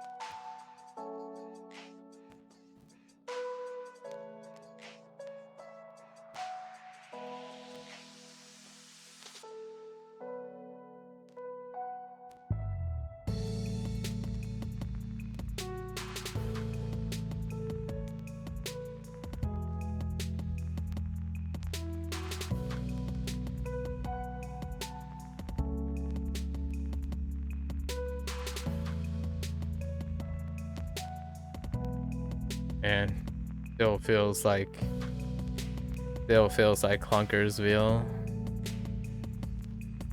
or Vanguard. Move like a dump truck.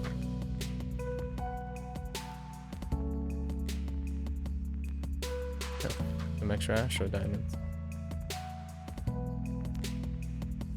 I don't think we're gonna queue again. Well, alright, we'll give it 10 minutes. 10 minutes on the clock. 8:57 p.m. local time.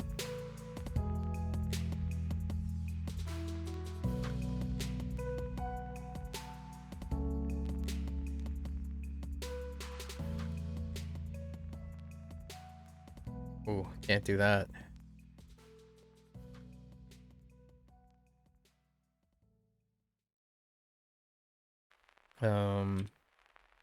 Do we get enough seals from that? Oh, we do.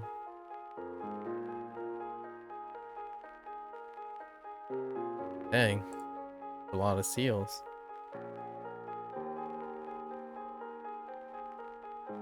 Alright. Our 20k from that too.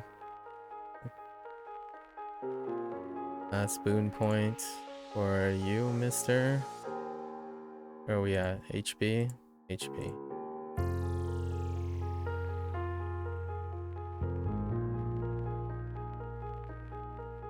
I'll take the extra rough AD.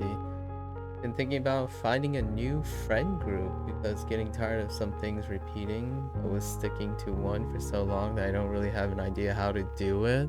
Well, that's interesting. You're talking about an online group or how to find a gathering socially outside?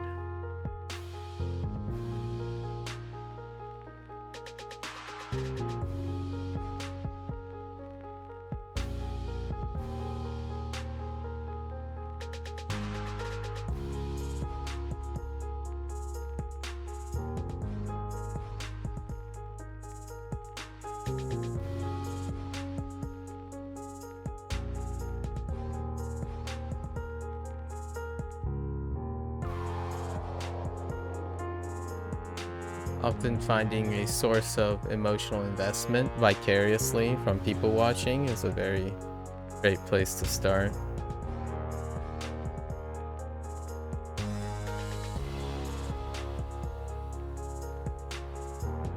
So peruse around the internet to resonate with an online community at a arm's length, and then find a source of gathering for them, and introduce yourself into the community based on that emotional investment. Focusing on how you feel is probably a great way. So, for example, oh, you know what? I've been down in a rabbit hole watching about how people do competitive underwater basket weaving. I figure I come here. Is this a place where we can talk about it? I get really excited. What excites you about it? And that's a pretty fair place to start. Just prefer to share personality or interest similarities, otherwise it's really difficult to keep it going for you.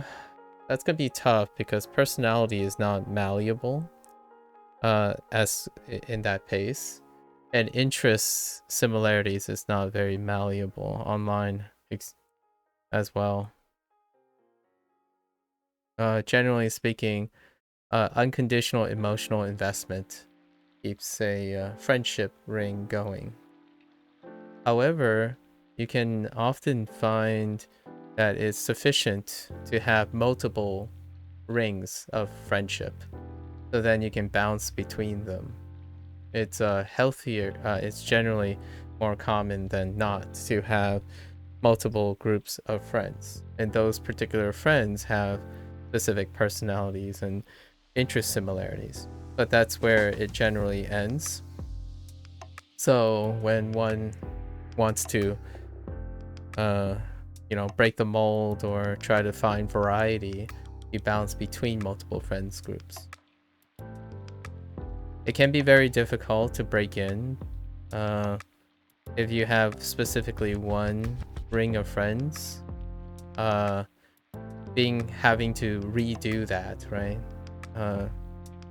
Try to break into another ring can be difficult, but the more rings you break into, the more skilled and intuitive it becomes. Often, instead of talking about replacing a friend ring, it's more like expanding your different circles.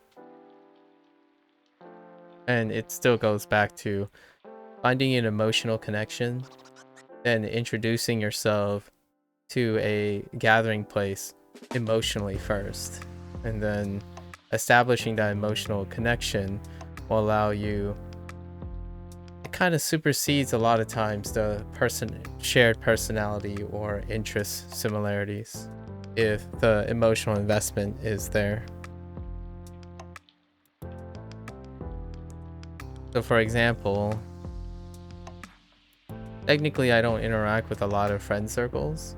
However, I do have 4 friend circles. I'm more of a loner, but a lot of times any of those 4 or 5 friend circles will elicit a different type of behavior, personality, or similarities that I can use to either educate myself or entertain myself in some way. Those 4 or 5 are mutually exclusive of each other, of course, because they do not overlap. So not having one that can balance different friend circles is one that do not really want to unify themselves into one like archetype. For example, sometimes when you're balancing different friend circles, you may have this inclination that you want them to like each other or hang out with each other. That would be a telltale sign that you're looking for fewer friend circles, and you have the mindset of replacing and substituting friend circles, which can help you inform on what you're looking for or how selective you have to be. In this case, I would say the strongest thing is an emotional tether. An emotional tether makes it nearly unconditional. That if personalities change, if interest shifts, the emotional tether tends to make it all right. At least not as scary. It makes you stick it out. If you prioritize things like specific personality or specific interest, those things are unchanging. So when you feel, if you get tired, like for one of the drawbacks that you just mentioned, that things keep repeatedly happening, that is selecting and interacting with people with specific personalities and interest in mind. They come with repeated consistency regarding the personalities and interest. Gotta hit the breaking in grind set. Yeah, like take chances, right? And be aware that you are the one that's going to have to pay a entry fee. And your entry fee, the stronger the entry fee is, the more you're willing to invest in it. So an emotional entry fee is probably likely the one that's the strongest. I've actually tried finding small groups of people online, but the problem I have is that I don't have anything to say and just keep being stuck observing what they're up to. Didn't feel like sharing the experience. Yeah, that's the entry fee. So what you have to say generally is, if you feel really strong about breaking into a group, being able to express emotionally so that they can resonate with you emotionally, not necessarily what you're saying, but how you're saying it. So for example, someone who breaks into a group and says, wow, you know, this technique does this and this. Well, everyone in the group probably knows what the technique does because that's a similarity in interest. However, it may be different when you express it. It's like, I'm not really happy with this technique, and I hope we can discuss about why it makes me unhappy, but I really care about this technique enough to share that I'm unhappy with it. And some people might try to convince you, well, they're happy with it. And that type of discussion, it's an emotional investment. So you are more concerned, and they are more concerned about how each other are feeling, not necessarily if you have common interests or not. Common interest is something that will stay the same ultimately, because you know enough information and they know enough information about a common interest, but they don't know how you think about it and how they think about it. So one could introduce themselves and say, I'm unhappy with this. I know all these things, and I assume you do too. That's why I came here. I'm unhappy with this. How do you feel about this particular thing? Can you tell me your version of pros and cons regarding this interest? And that establishes emotional trust. Once that's established, it's really unlikely that the interest and the personalities are going to change over time. But people's feelings and knowing about the people's feelings can go back and forth depending on how often you share. Because if you share that you're really unhappy about this, they might change and be a little bit more considerate of, oh, you know, I didn't think about that, or I didn't realize that could be upsetting. I've always been in the mind that this is very great. This feature is fantastic in this game, for example. Something like that. It is difficult though. The grinding mindset, right? The grinding mindset you're talking about, the breaking in grinding mindset, deals with repeatedly paying for the emotional investment of maybe someone's just going to be a jerk to you, or maybe someone's just going to cling to you a lot, or thinks that type of scare or fear is your payment. It's what is going to make you want presumably it's gonna make it feel rewarding when it works, but it's gonna be a toll. Like it's your payment for trying to break into a group. It's one of the quicker ways to break in because you're paying a lot. But if you are watching at an arm's distance, that's probably the lowest amount of investment you can do before you take the big plunge, right? And that's the investment, the sharing part. Although it sounds like you're pragmatically approaching it in the same way. Slowly, you know, look for something that you're willing to share. But one mindset or one barrier you have to think about is until you share, you're collecting, you're knowing, you're learning knowledge, but you're not applying them yet until the point you share your opinions. Then you're applying the knowledge, and that creates what you're paying for in rejection, makes your knowledge more valuable the moment you apply it. So you can know a lot of things, like I know a lot about Neverwinter, right? Whoever played this game as long as I have probably know a lot about Neverwinter.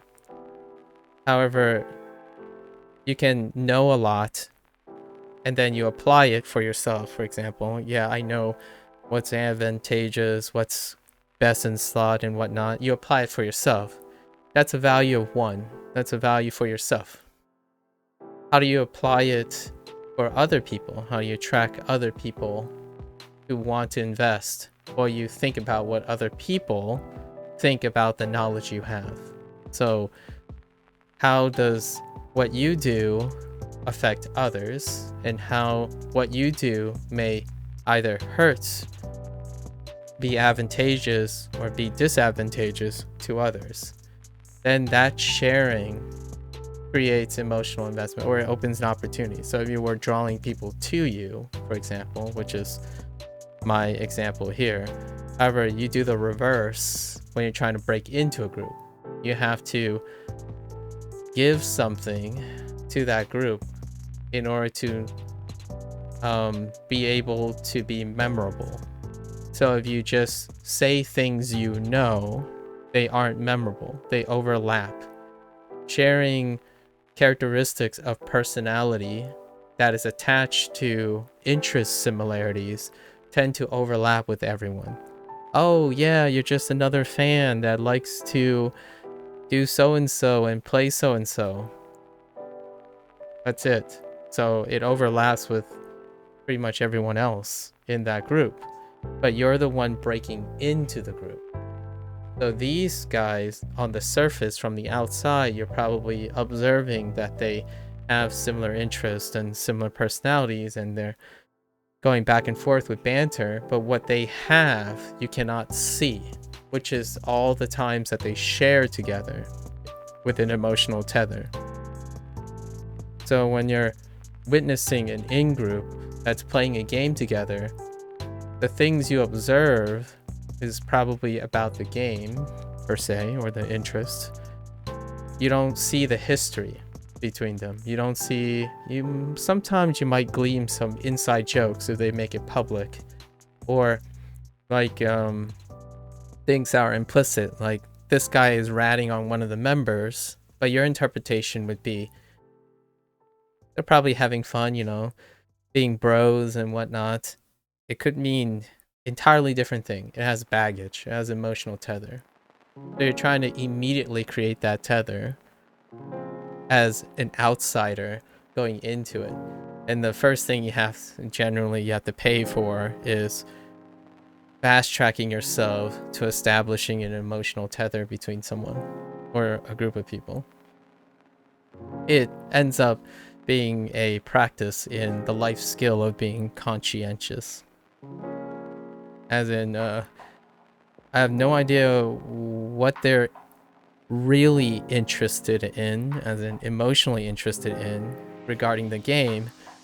I'm gonna just shoot and try. The easier method, or the more consistent method, is often starting with something you spent a lot of time working on expressing yourself, and then asking them how they feel about it. So you can go up to a stranger and say, you know, I see you playing, I'm gonna use this specific case since we're streaming Neverwinter. I see you played 5,000 hours of Neverwinter. Sorry, I looked at your profile. You played 5,000 hours of Neverwinter. You know, I have a few things to say about X, Y, and Z regarding the most recent module patch. And I just want to share how I feel, and I want to hear your take on this.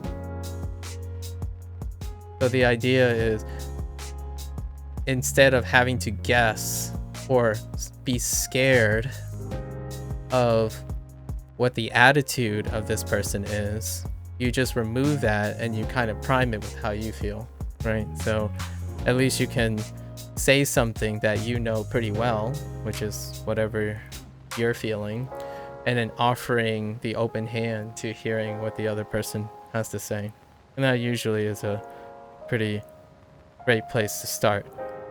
It can be tough following what happens after, because in this way, there's nothing after. Like, there's no advice per se after. It's all dependent on your life skills, your ability to follow the conversation, follow the discussion, and be a great judge of character and know where the conversation goes.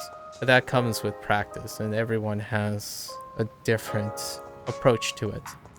But the entrance, the initiation tends to be pragmatically the same, which is to establish an emotional bond as quickly as possible. That's generally how like a viewer meets a streamer. The ones that tend to stay, or the ones that tend to form the connection, is the one that maybe took the risk of expressing something personal, asking the other person, and that other person responds and reflects on that something personal as well, and that would immediately happen. If saying something like a pleasantry, like, oh, this game's great, because you observe that this streamer said this game is great, then that's it. That the conversation just ends there most of the time, because you're establishing commonality, but you're not also establishing uniqueness. Why do you think it's great? The streamer hasn't shared why they think this game is great, but you can use the idea that both of you think the game is great and then share something that is unique to yourself. It's incredibly important that it has to be something unique to yourself to demonstrate that you're willing to take the risk of expressing something that is risky. And oftentimes there's this stigma of you know, you have trolls, right? Trolls come on and say, this game sucks, and leaves. And when we're not talking about that type of thing, like to be a contrarian kind of thing. We're talking about, I see that you like this game, and I'm not quite sold on it. Here's why, and I want to hear from you why my points are not big enough, perhaps, to make you have mixed feelings about this game too, or things like that. So something a little bit that shows, yeah, you might not, you know, if you clearly don't agree with this person. The idea is you're challenging the person to make you care. Or you could challenge the person.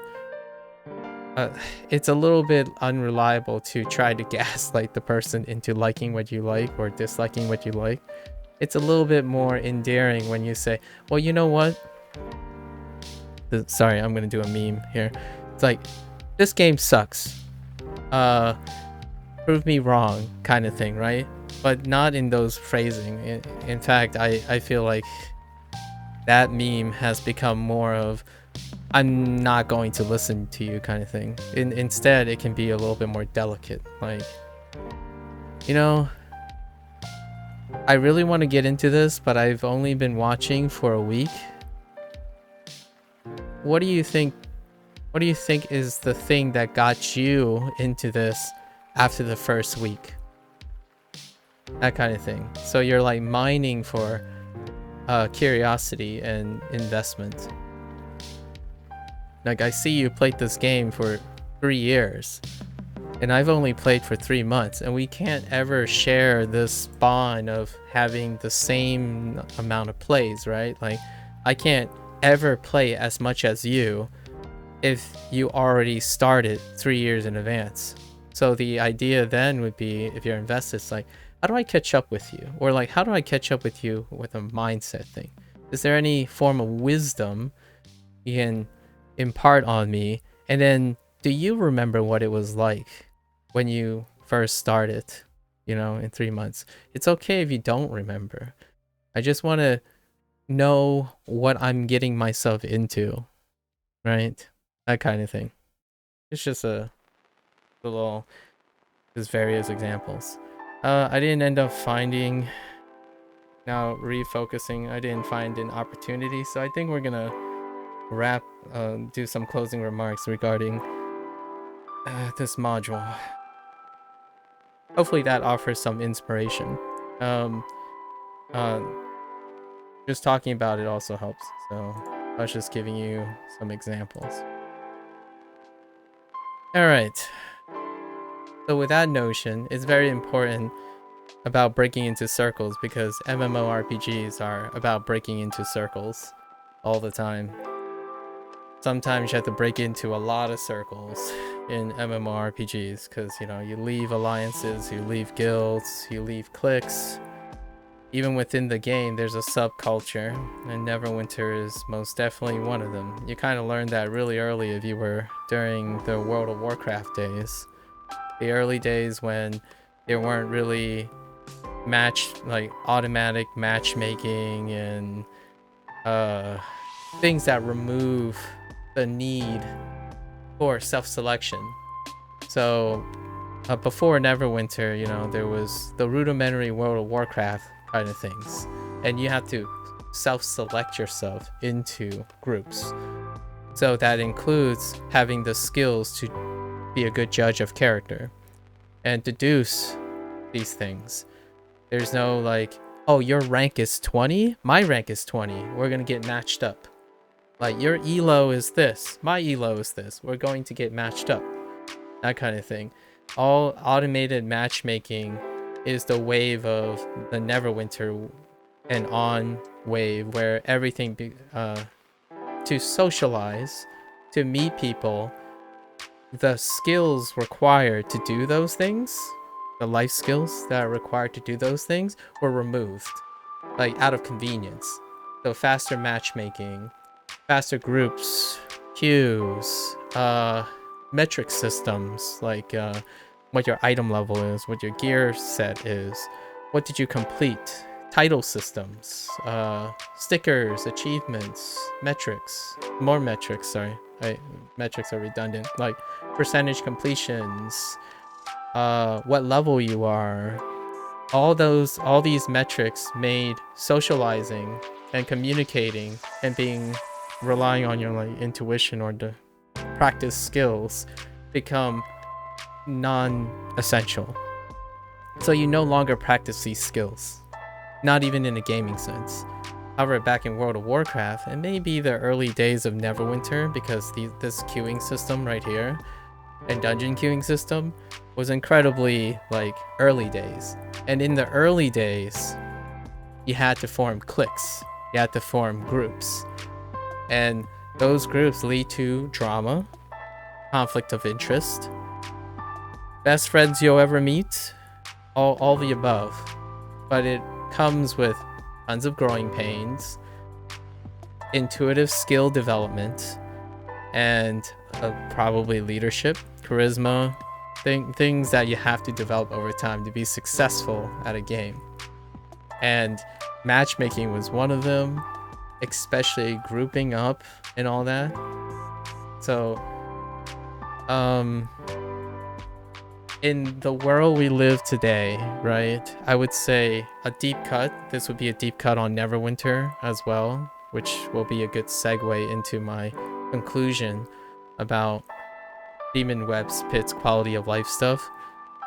In this modern day and age, you have to remember, at least I think it's a deep cut and it's worth keeping in mind, that all the conveniences that we have online is incredibly convenient. However, there's a cost as well. There's a trade-off. All the conveniences remove the need for you to practice skills that you could argue are obsolete. However, I would argue that any skills you don't have, or any skills that you could have, are skills that you don't know if you'll need or be able to use or integrate. So to me, the answer generally is, why not both? If you have a queue system, right? For example, random queuing and all that stuff, you could use that. Actually, in this case, Neverwinter makes a great example. The vast majority of players still just queue by word of mouth instead of relying on metric queue systems, right? This stuff, in fact, this is the butt end of the joke in Neverwinter. Random queues, you just have spuriousness. You just get plucked together using these arbitrary metrics, and these metrics are not comprehensive. So this random queuing is almost closer to IRL than the preferred method of queuing in this game, which is word of mouth. And it's always in the chat, which I'm blocking, like I'm literally blocking. And the idea is that Neverwinter is an aged group. Its community is an age group. It generally the behavior that they sustain is the idea of forming cliques and groups. It is these things that were implemented later in this game's lifespan is to improve to meet the standards of the new online community, which is the ones where no, you don't have to socialize to be matched up. You don't need communication skills. You're grouped and pre-selected by metrics that are arbitrarily actually designed by the developers to best estimate how to get like-minded people together. And it's incredibly rudimentary because, like I mentioned about personalities and interest goals, typically these queues work on metrics that don't necessarily reflect the players that they're pre-selecting for. They're pre-selecting for objective. So yeah, these guys all want to complete this dungeon, put them together. Okay, well, this dungeon requires this arbitrary metric that this game promotes you to do, like gear score. Put them together. And then hope that that is good enough if you have enough metrics. Like if you had 3 or 4 metrics together, 4 coincidences is really good. It's like really nice. So the likelihood of success will go up when you have 4. Add another 5, it might go up even more.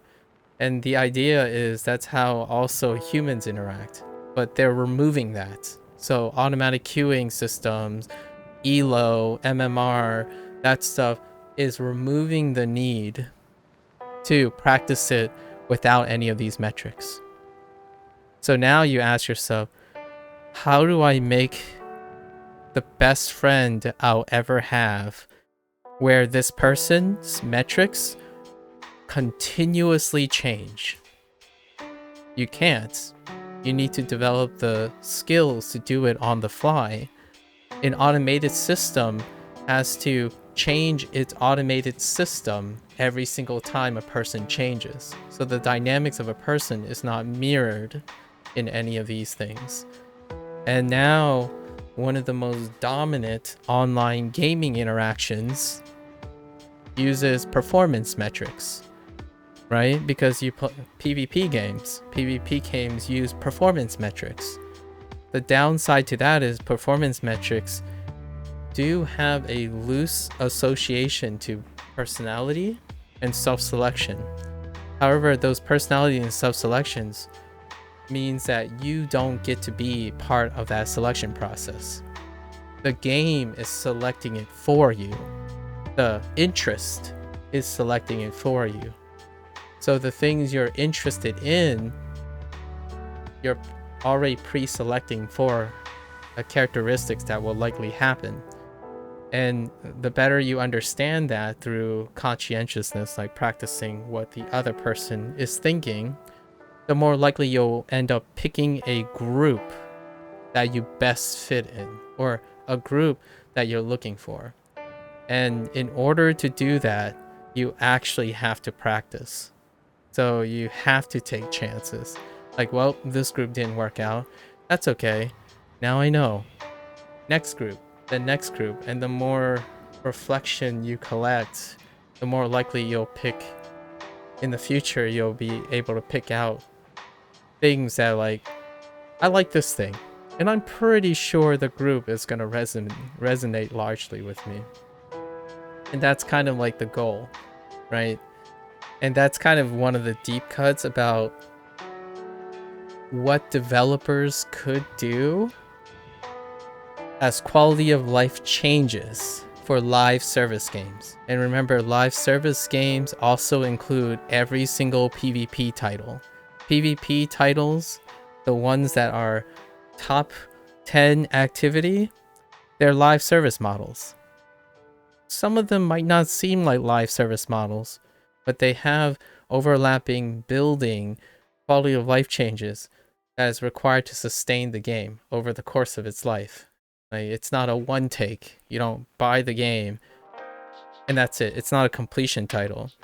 Any PvP title and live service model have to promote the idea that this is here to stay. It is constantly revolving. So this is going to be a segue into my evaluation of Neverwinter, especially the most recent,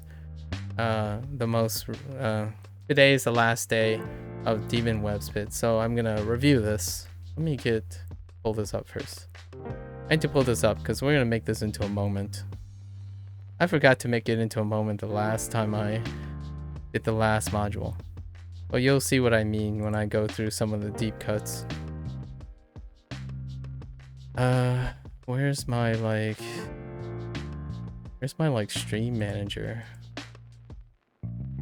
Okay, here it is. Okay. It does give something. Now I just have to process all that. That's the only problem, standing in the way of making new connections, having to rest on new ideas to let it sink in. Yeah. I don't know why my brain... Yeah. So I don't want to tell you. There's no possible way I know why your brain works like that. It's nice to know that when you talk about these things more frequently, you just pick out, I would say I'm pretty confident that most people will be able to feel out what works for them. My goal most of the time is that I try to share the most normalized behavior stuff. As in, I don't know how your brain works, but I can at least tell you what your brain is exposed to. And the thing about psychology a lot of times is when you become complacent, as in you become exposed to a specific lifestyle choices, those are the things that if someone explains or notes those things, it can help you figure out why your brain works like that, in a way. Like, for example, I am not particularly good at anything, like any specific thing, especially for gaming. Why is that? Because I don't focus on anything, right? So if someone asks me, well, what was the last task you did for more than 3 years or like a year, I would have to say running, but you can't see that, right? So in terms of video games, it's rarely ever consistent. So things like that, just normalizing things, having someone point out things that you are exposed to all the time can be helpful in finding ways to manipulate your lifestyle. I think PvP, one of the biggest PvP problems to some people, loners will be really, really great with the current PvP model. Like people who are ambitious, self-motivated, inwardly focusing. If they're great, that's all the feedback they need. If you're looking for friends and looking to cooperative play or sharing interest and whatnot, the PvP model really doesn't do much for those life skills. And one of the biggest reasons is PvP is convenient and low effort because you don't need to talk to anyone.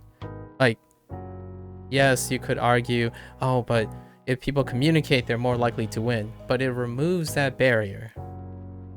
It's to this date, PvP matchmaking has removed the barrier to communicate far, far more than it has ever been, regardless if it is essential for victory or not, or increasing your win ratio or not. In fact, here's another great example of how far this has gone. The most successful PvP models are the ones that emphasize even playing field and individual contribution. Not only that, the ones that would promote, even past the matchmaking, the need and stringency for communication skills, those pale in comparison to individualized PvP games, right, in popularity. So the odds of anyone who says, I like PvP games, they are likely playing a game that's dominantly emphasizing individual performance. Like the statistic, you are more likely to play those games because there are so many more of them, and they are more mainstream than the ones that are cooperative in nature. And without that cooperative stringency, you're not going to practice skills that involve communication, even at the essential level. Like the bare bones level that people make friends with is if we have common interest. In PvP games, rarely do you even do that anymore. You assume those things because a system removed it altogether. Like, the system completely removed it. You don't need to do those things anymore. The game tells you, this is your objective. You know, when after the matchmaking and the ranks and the elo selecting and all that, now the game tells you, this is your objective. Here are all the stat breakdowns. Here's all your KDA ratios. These are all you need to pay attention to. You don't even process anymore that the person behind, there's a person behind all those numbers and what those numbers mean about a person. Like, you just know that this person is performing, underperforming, contributing, not contributing, this person's in the right place or not. You don't process the idea that these numbers tell you something about the person. So it's no longer, oh man, this person isn't getting any kills. You're not asking why or how or what's keeping this person from getting kills.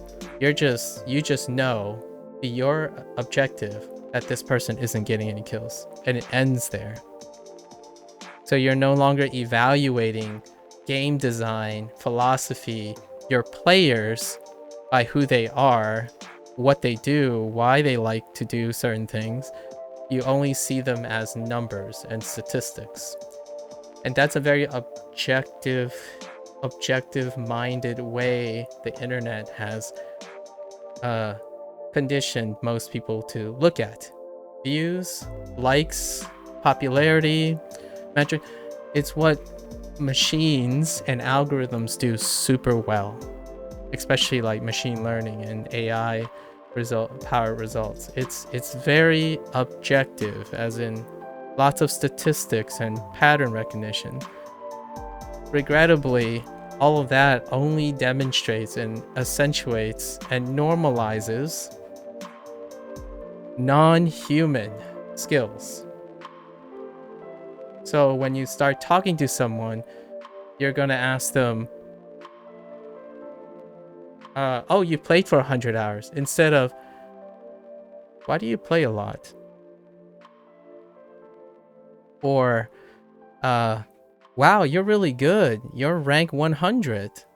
Instead of, what made you want to be a good player? Well, what was your ideal rank, actually? So you start evaluating everyone and presume everyone more easily, sort of, because it's statistic based. All the metrics that we got reduces the human being into not their motivations, their feelings, their drives, and their life. It reduces them to numbers. And unfortunately, or fortunately, if you're okay with that, you'll thrive. If you're not okay with that, one thing that it gets in the way of is that you have no idea how to express yourself anymore.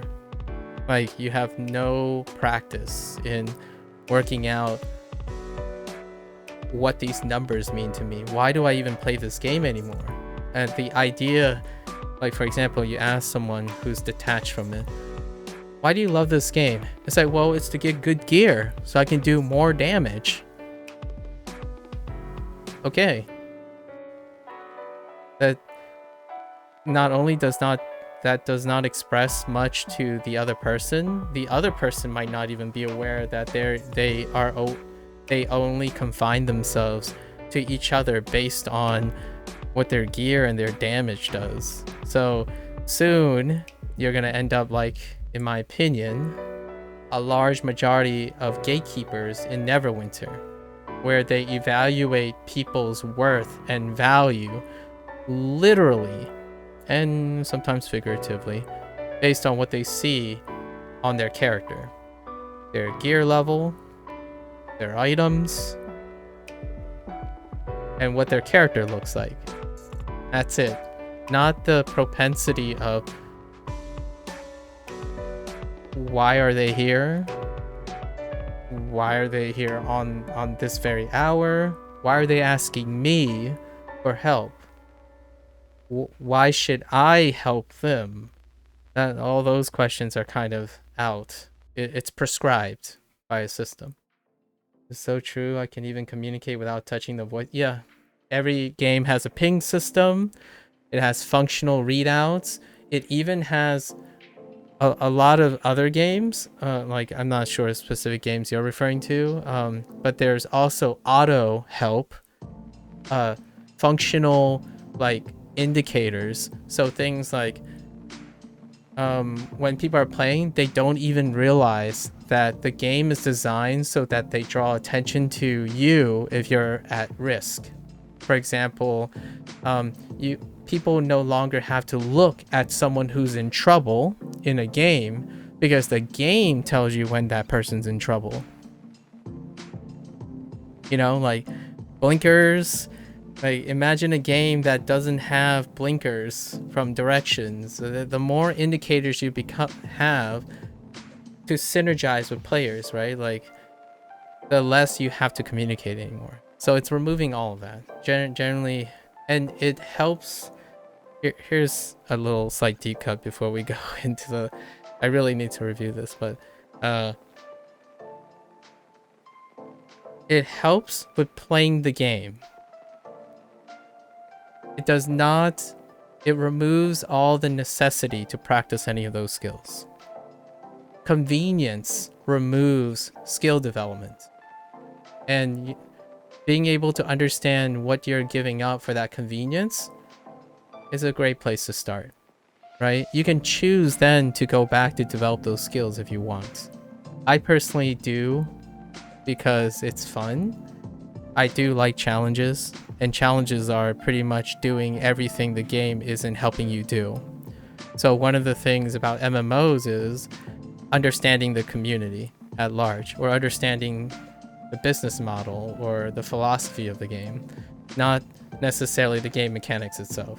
Because I'm pretty sure 99.9% of people who are still playing this game are pretty familiar with the game mechanics, right? So practicing all the things that are not in the game is a great example. Convenience. What's a great example of a convenience? You might not think of it this way, but I also think of it in lifestyle changes. Fast food. You are exchanging conveniences for something. There's a trade-off. Convenience comes with under-practiced skills, trade-off skills. What are you doing when you eat out? You aren't cooking. What are you doing when you eat out? You don't have to know what's in your food. What did you gain? Well, you don't have to practice cooking. You don't have to know what's in your food. Buying an energy supplement. Well, you don't have to know what's in the energy if you trust the product, right? You can make your own energy drinks. Then what do you sacrifice? You sacrifice convenience and possibly the expertise of other people. You know, you might be thinking, oh yeah, but they're all traps and greedy people. And say, okay, so you make your own energy drink. That's great. What do you do about pharmaceuticals? It's like, well, you can invent your own medicine if you want. Or you trust the, legacy of a lot of people. But then you don't have that skill. You don't know what's in your medicine, right? So there's all these trade-offs, and it's great to have a little bit perspective on it. I think when you're really happy and you're playing things and you have things you love, that is the best opportunity, in my opinion, to think about all the skills you don't practice because they're there. And at your best is, in my opinion, the best opportunity to do things that are at your worst. Not when it is at your worst that you finally develop skills that you need. And life skills are the ones that I worry so much about the current entertainment space, the current online space. When it is time that you think you need a skill, it's probably the worst time to develop that skill. Adults, right? Adults tend to be the placeholder for prepping you, preventive measures, developing skills that eventually you probably encounter at some way because you can't possibly see that in hindsight. Online, there's none of that. It's so difficult for someone who always chooses what they want to do, what they want to see, what they want to consume, and everything panders to you, so all the designs are done to make you feel better in that moment. You can often not have the foresight to develop a skill that will be useful later. So unfortunately, those are the best times when you are really happy, you have lots of friends, you're feeling great about yourself. Those are the best times to pay up that emotional investment and expand. I think feeling great about your life and being consistently happy, or being consistently at least satisfied, not necessarily happy, content or sufficient, is being ahead of life, as in constantly developing skills as a buffer for life. So when something comes up, you're already ready for it. And the easiest, one of the lowest barriers to developing skills you don't want to develop at all is when you're feeling the best. The internet doesn't do that. They don't challenge you to do challenging things at your best. Like a video game isn't gonna, a developer and a publisher is likely not going to force you too hard to do something that you don't want to do when you are enjoying a game as it is. Not all developers, and especially in a live service model, which includes PvP games. In a live service model, the idea is to form habits. So constantly introducing design choices that break that habit will detract from the retention of the game. So for example, if the next module they decide to rework the combat in Neverwinter, it's going to detract from everything. It breaks the habit, it breaks the flow. Like, you have to relearn everything. While for developers, at least from my perspective, developers, from my, like, if I was a developer, I would love to constantly know that my community that supports my game is open to constantly being challenged, but they aren't. Not in a live service model. To retain players freely, voluntarily, and comforting, they tried to introduce changes at a slow enough pace that it feels similar, but not abruptly difficult. It's great for the business model and for the collective, like for both community and the developer. It means the developer doesn't have to creatively stretch from their great points. It's less financial risk, so it's great for the executives, and the community feels comfortable at home. That's when you step outside of live service models. You have games. They still take that risk, but they also subtly don't take that risk anymore as well. It's so pervasive that it's good to feel comfortable in a game series. Like if a franchise has a sequel, if they go too new, right, it breaks the habit, it breaks the mold, and that is a financial risk. It's also creatively challenging though. And ultimately, that type of lifestyle, gaming lifestyle, no longer exists right now. Like, it rarely exists unless you're in the indie scene, right? But what happened to gaming has changed due to online presence, like the living space, especially the live service model. The live service model is ironically telling you about something about the youth of this day and age, including myself, like those who embrace it, is that habit formation leads to high retention, not new things, not challenging things. So games, ironically, okay, bear with me, this is going to be a deep cut here, and some people might argue from a pragmatic standpoint, and I understand these counter arguments, but psychologically, games are easier to the people who self-select themselves into a game. So when you get the choice, video games is a huge industry now.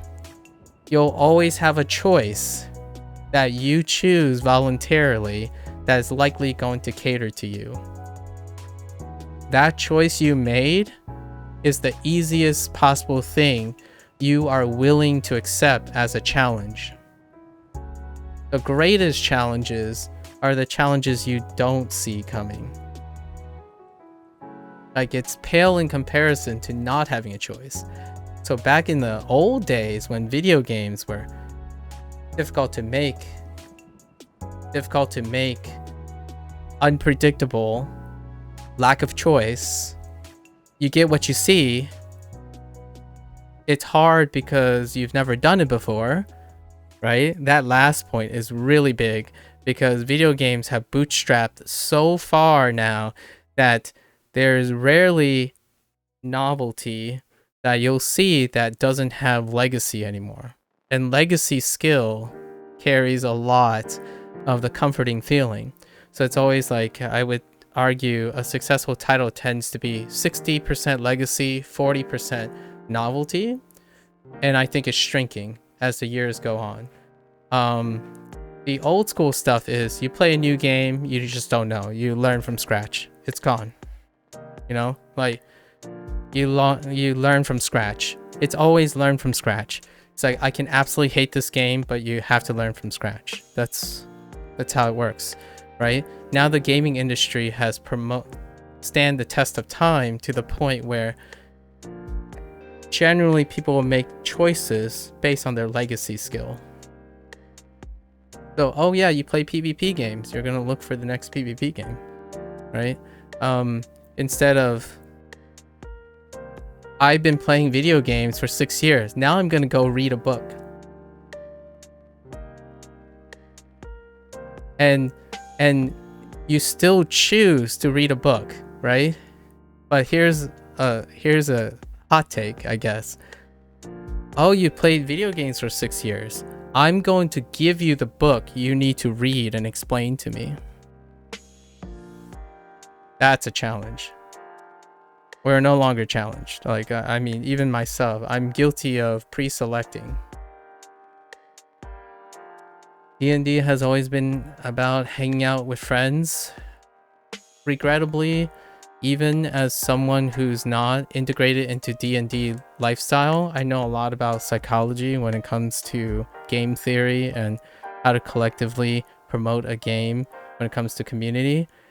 I would say that it has not always been about hanging out with friends. In fact, I would say a vast majority, like a good significant body of people, play just for the mechanical satisfaction, not necessarily hanging out with friends.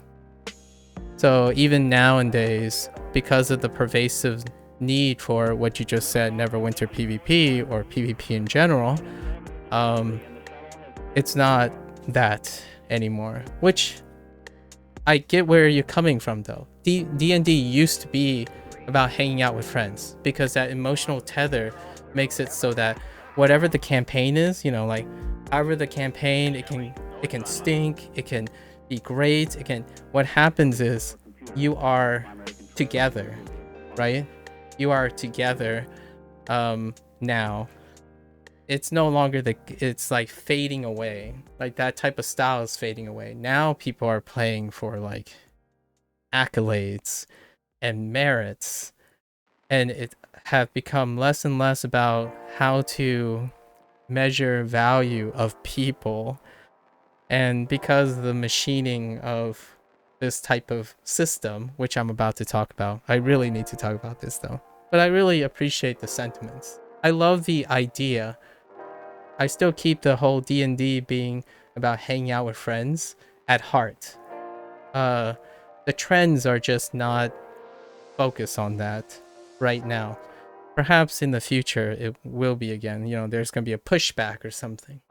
And Neverwinter PvP is now effectively only propped up by the ability of, by that idea of hanging out with friends, because there's no reward, right? There's no reward for it. So that's nice. It also goes back to the whole clique thing. Back then it was a clique society. So when you say your group, your friends, it's not concerning any stranger you've ever met. Like you telling me this is not offering me anything. You're not being conscientious to someone who isn't your friend, your group, your clique. And this digression came from Worm specifically trying to break into an in-group from an out-group.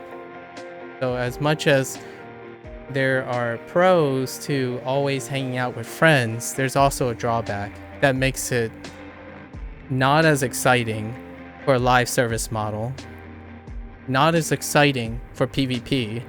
So any model that goes with my group, my friends, I need emotional investment, means also less money, less casual friendly, less accessible, and less lucrative.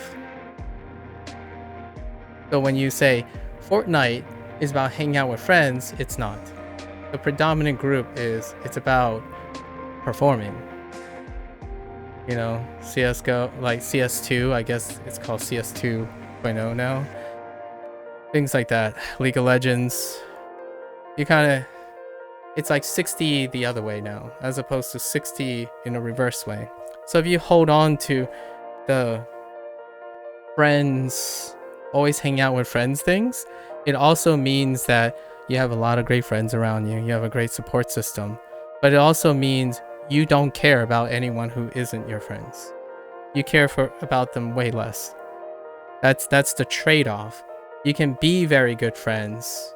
You can have a really strong group that always hangs out because you sideline everyone who's not in your circle.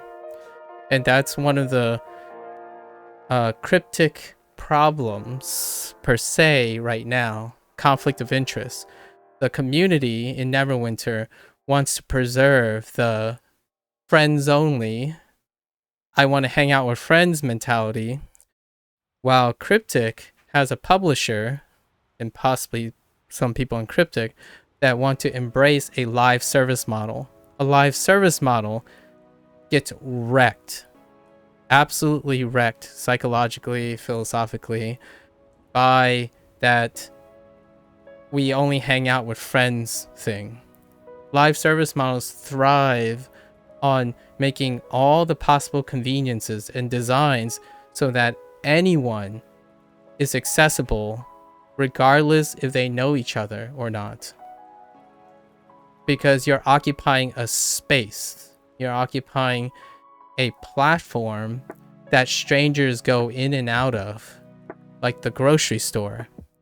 Yes, you can hang out with just your friends and go to the grocery store, but there's a lot of people who also go to the grocery store. And most of them would argue that, or a good chunk of them would argue, they didn't go to the grocery store to hang out with friends. They went to the grocery store to buy groceries. So that's kind of the thing. And I just somehow made an analogy to Neverwinter as a grocery store. Alright. That's a good digression. I'll probably wrap this up somewhere and post it on my channel. But now let's get to the review, right?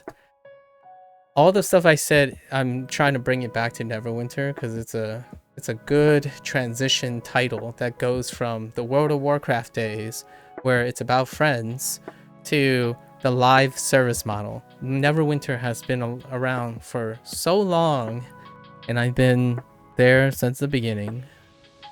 From a day of hanging out with friends to a day of who's the best pain giver, right? Who has that gear set that makes them elite, as opposed to, oh, you know, we work together really hard to get these things. It's a transition now. And what can I first say about Demonweb's Pit? I think Demonweb's Pit, the module, in terms of design, I would say it's a great change towards, if the goal is to become a successful live service model, like a growing, sustainable live service model, I think they have a lot of the things that meet modern standards. I think, and by modern standards, I mean currently the existing models that are working really well, they are catching up to those. They are checking those boxes. I will highlight some of the unique things for Neverwinter, and they have pros and cons or whatever in a bit. But one of the things that are very great in terms of live service is habit formation. I think we're just gonna settle on habit formation. This is where this module got extra points. The previous module, I think I gave it a 5 or a 6 because it's slightly above average of what they typically do. We're talking about even higher than that in this one. So to promote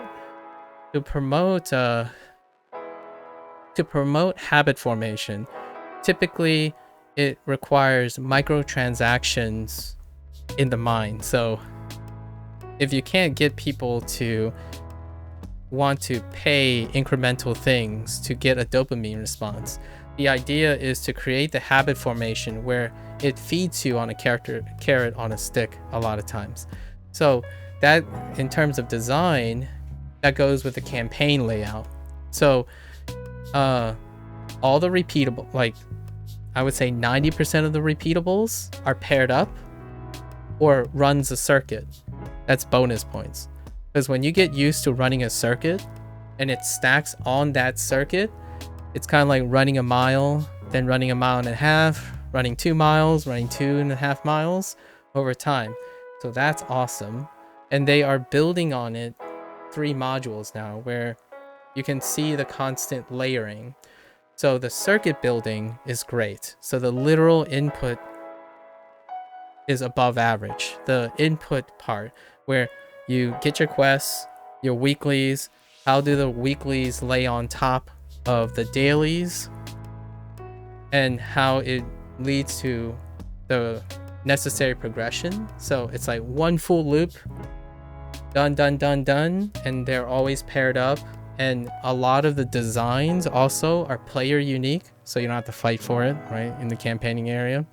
In fact, some of them are not even instance unique, or like they're not instance singular instance. You can layer most of them. There are a few in here that are still old school where, yeah, if it's crowded, you want to move to a lower crowd, but that's minimum. So that's above average. So in terms of like repeatables, weeklies, in fact, the campaign tokens, you have 2 or 3 more approaches now that take the weight off of any specific one. So like the last module, there's a heavy weight on elite elimination, right? This one, it's semi-distributed, so it feels so natural, like these things completed itself as you're bootstrapping through this. So it's incredible. That's one of the highlights for the live service. Like, I think more layering on top. Now, this is also a very slow process. So one of the glaring live service model issues probably is that largely everything ends by the 5th milestone. So anywhere from week 6 and on is repetition, right? It stops adding one step above. And generally speaking, I'm guessing at some point their development cycle will include trying to get to that stretch goal of 10 weeks. At the moment, it feels like your standard, it feels like the average 5-week stuff, like the old school, like these things where it's like 5 to 6 weeks. However, they're putting in more systems like the boons and the redeemables that causes the stretch to 10 weeks. And you can see that it's getting closer and closer. In fact, last module, I want to say it's around 5 weeks. Module before that, which is North Dark, 4 weeks. Then the experience pretty much stagnates, right? So it's getting closer. So it's an admirable attempt, but it's also slow growing. It's not jumping in leaps and bounds, but slow and steady, I would say. In terms of the rewards, pretty standard. I wouldn't say anything really stuck out except very specialized things that I mentioned before about like the support gear and whatnot. I think the one thing I have to highlight here I'm just going to try to highlight something that I think it's pro live service and something that is a developer's choice. So one thing that is pro live service when it comes to gear rewards, we'll lump them together for now because I want to keep this slightly short, is that it's a good mix of gear. But live service models, one thing that is not very friendly with habit formation is the idea that tools, which is primarily gear, and maybe rewards and resources. Tools prevent habit formation. If you put a gate on tools, it leads to lower retention, and in fact probably reduces playtime in general. So what I mean by this is, and this is a designer choice, I'm pretty sure this is a developer's choice, to try to retain the old school MMO kind of thing, you know, like the one take expansion type MMO stuff. And that's the idea that the heavier, the consistent half measures, basically it's one of the pros I would say is it's great that they're tiering the system so that you can mechanically complete or without dealing with scalar improbability, right? Like mathematics. So the idea of introducing a second tier called advance does that. However, when the trade-off here that's anti-live service is the idea that you gate tools. So what I mean by tool gating is something of an older model, like World of Warcraft model, where gear and proficiency are not running parallel to each other. Progression is only measured with successful completion and acquisition. So what I mean by this is the gear gating relies on completion. It doesn't rely on skill development. So live service models tend to thrive on skill development, which can be interpreted as habits. Habits are skills you repeatedly do. They become habits when you no longer actively focus on improving them because they became a habit. They become complacent. However, you can turn that into a skill by using a design that promotes habit formation on something that is tied to progression, not to completion. So the old school model, which they keep in line, is things like, we're not going to review the gear. The gear is, and 99.9% of people, I've already highlighted here and there throughout the weeks. However, I want to talk about what is largely not in the same resonance as live service, and that's tying gear, which are the tools, to forming a habit, to completion of very specific dungeons or trials or tasks that are quote unquote difficult, but you work to complete them.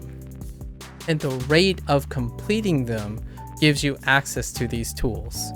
What does that do psychologically in a live service model? Well, just imagine this. You play a game out of habit, right? Say you go to the grocery store and someone else goes to the grocery store.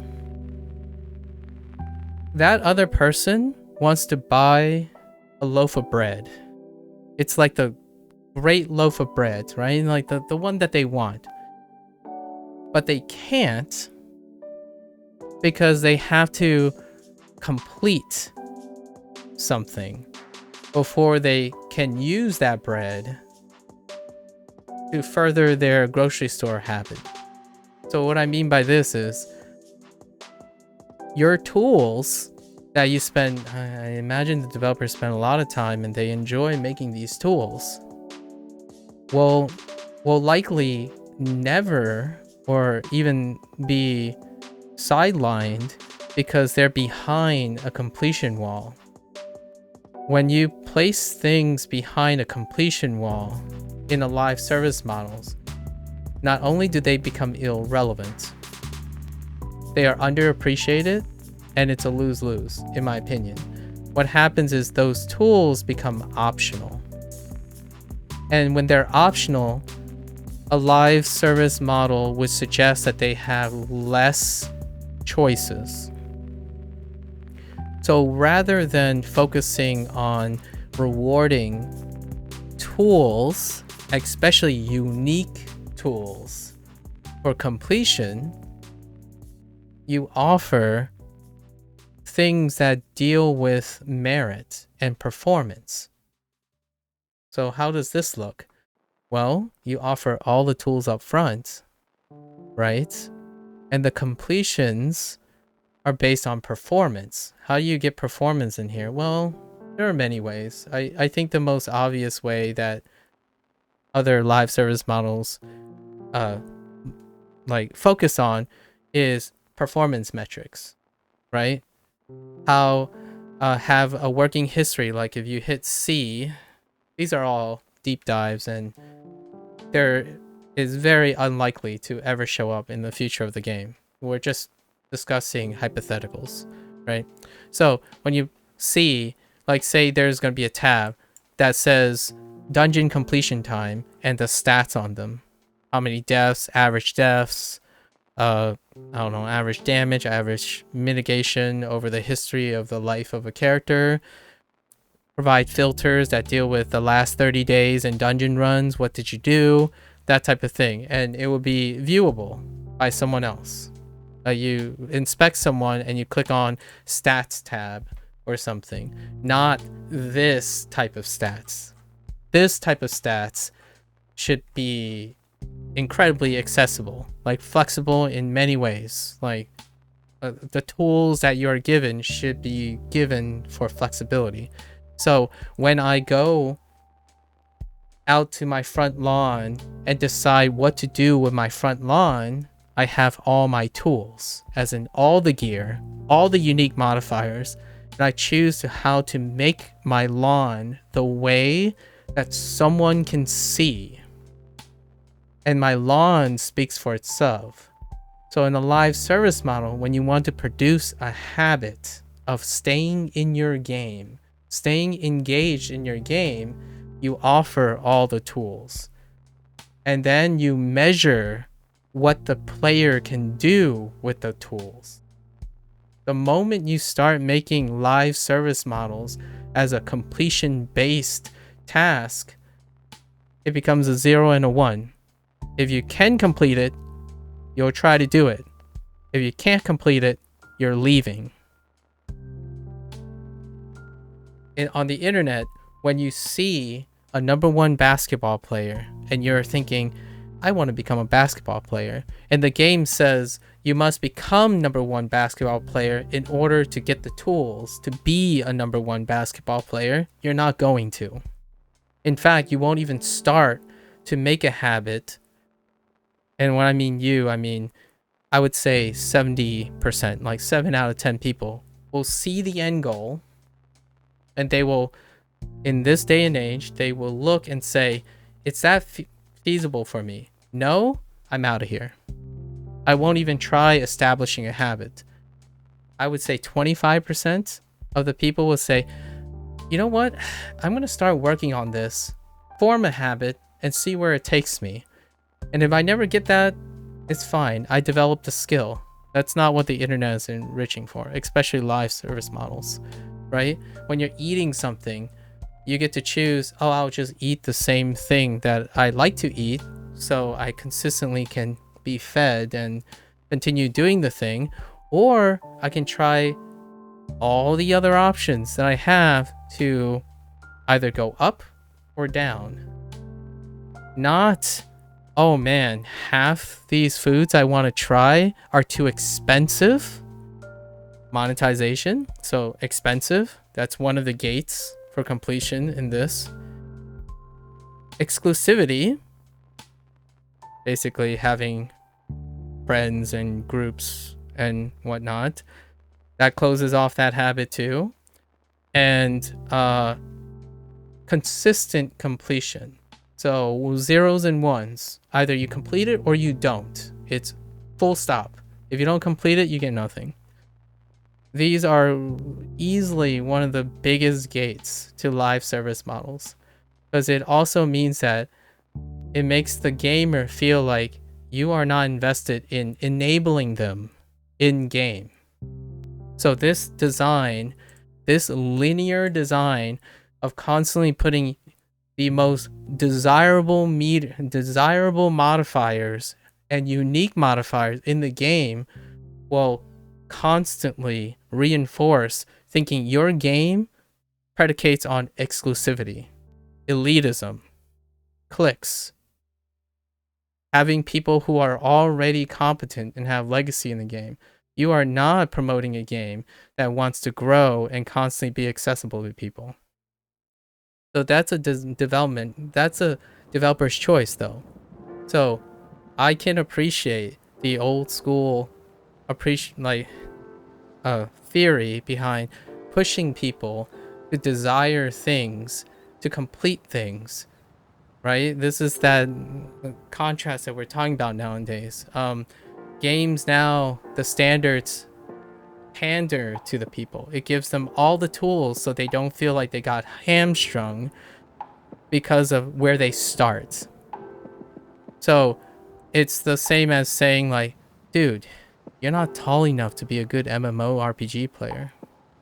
It's like, why can't you have to be like those guys who've been playing all their lives? You're never going to catch up to them. Or they were born taller. Sorry, they had better tools than you. And you know what? They're going to continue getting better tools because they're already ahead of the game. You no longer foster creativity or equal entry.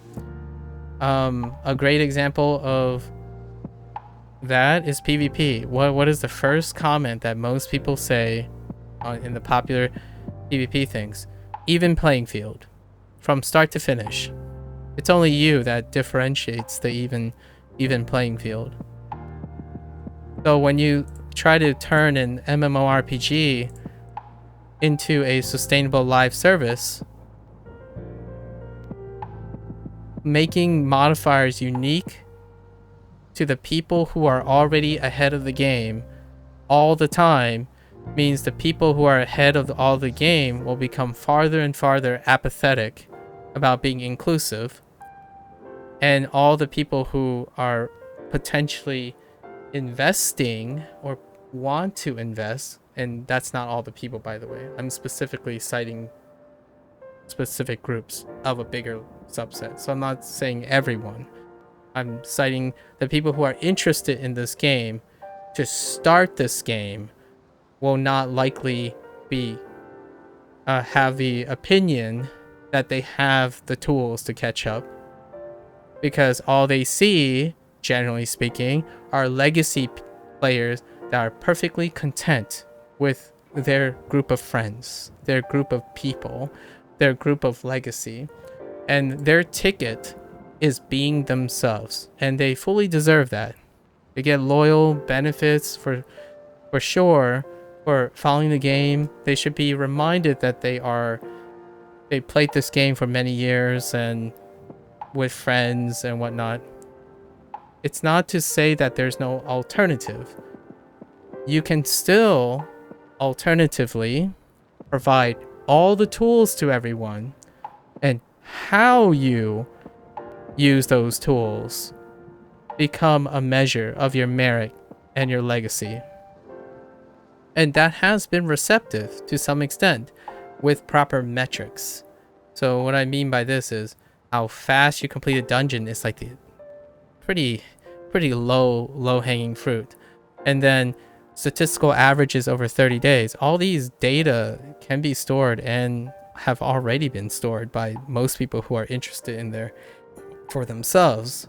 But having these tools, I love seeing the weapon modifiers, but I'm not gonna, even I don't have the encouragement of going out of my way to bootstrap completion of this. Like, completion is one out. If you keep completing, if you keep expecting live service models to recruit players who want to do high completion tasks, it's incredibly psychologically dissonant. Like, they want to do this often, successfully, consistently, so they can keep inching up slowly. You gave them a staircase that is like a wall that's, I don't know, for you metric folks, I guess we'll say 10 kilometers high, as opposed to, you know, a step you can actually step up to it. There's no step to this thing. It's that imagination that is held over from old school designs where figuratively, there's a step, right? Every time you practice and you fail, you're getting closer and closer to the goal. It's like, well, nowadays, it's not only figurative. I mean, it's not just figurative, it's literal. Your systems have to be designed to literally do that. But I'm going to go one step further, and it's my hot take. Slight, I guess, wishful thinking, or if you call it an alternative, because I already play games like this that do this already. And if where they're going is to try to keep up with the competition, it's about performance. You change your things to reflect performance. Performance makes the players self-motivated to constantly strive for more. And that comes with working towards a comprehensive way of demonstrating that, be it titles, statistics, like I don't know, even vanity, like fashion items that are unique to a specific form of performance, and free game on tools. In fact, it would free up the creative process so much of how to design power creep. You don't need power creep anymore. You can flex your creativity on modifiers and whatnot, because now it's about developing as many tools and play styles so that the largest array of players can form a habit playing this game. The most successful MMORPGs that are live service are, without a doubt, focused more on giving the most tools so that they stay and they can refine their own tools.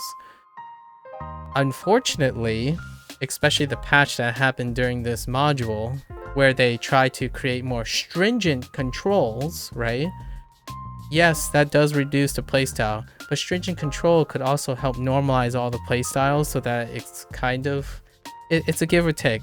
But ultimately, a lot of times it just seems like holding on to trying to balance the completion thing, right? And gating things is so antagonistic to live service. Like, I even say veteran, you know, like the established community would even say gated. It's hard to sell gated stuff. But they are in the privilege. So those groups don't even think about that the things they love about being privileged is also gated. This gear is gated.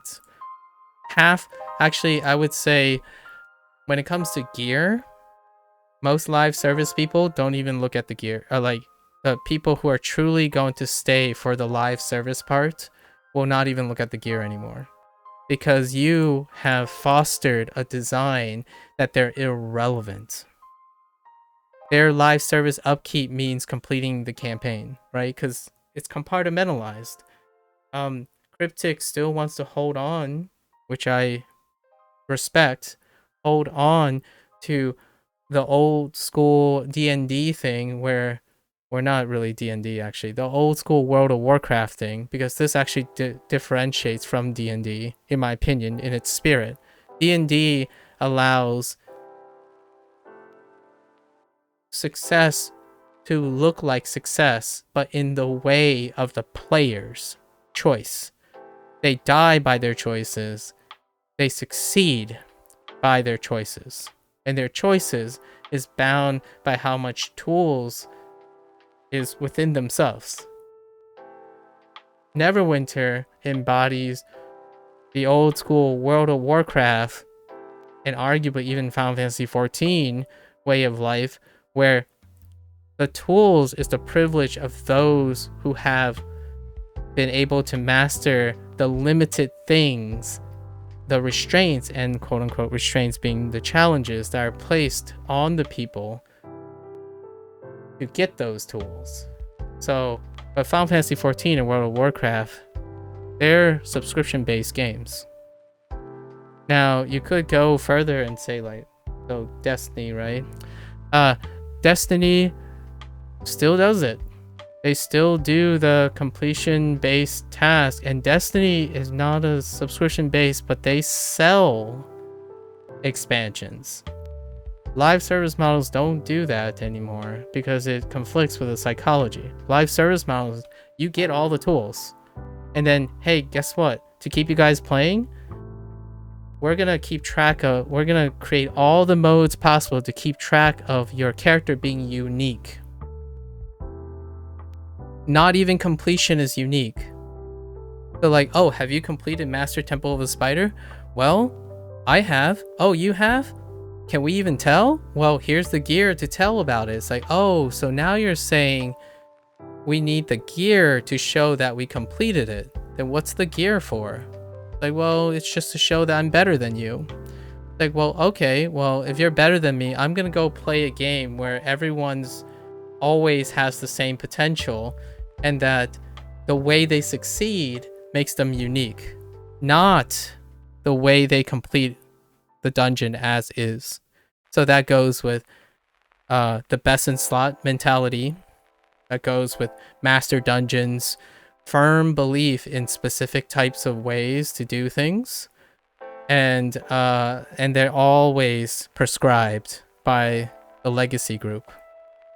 The more a singular group agrees and determines what is the route of success, the less and less likely a live service game is going to survive.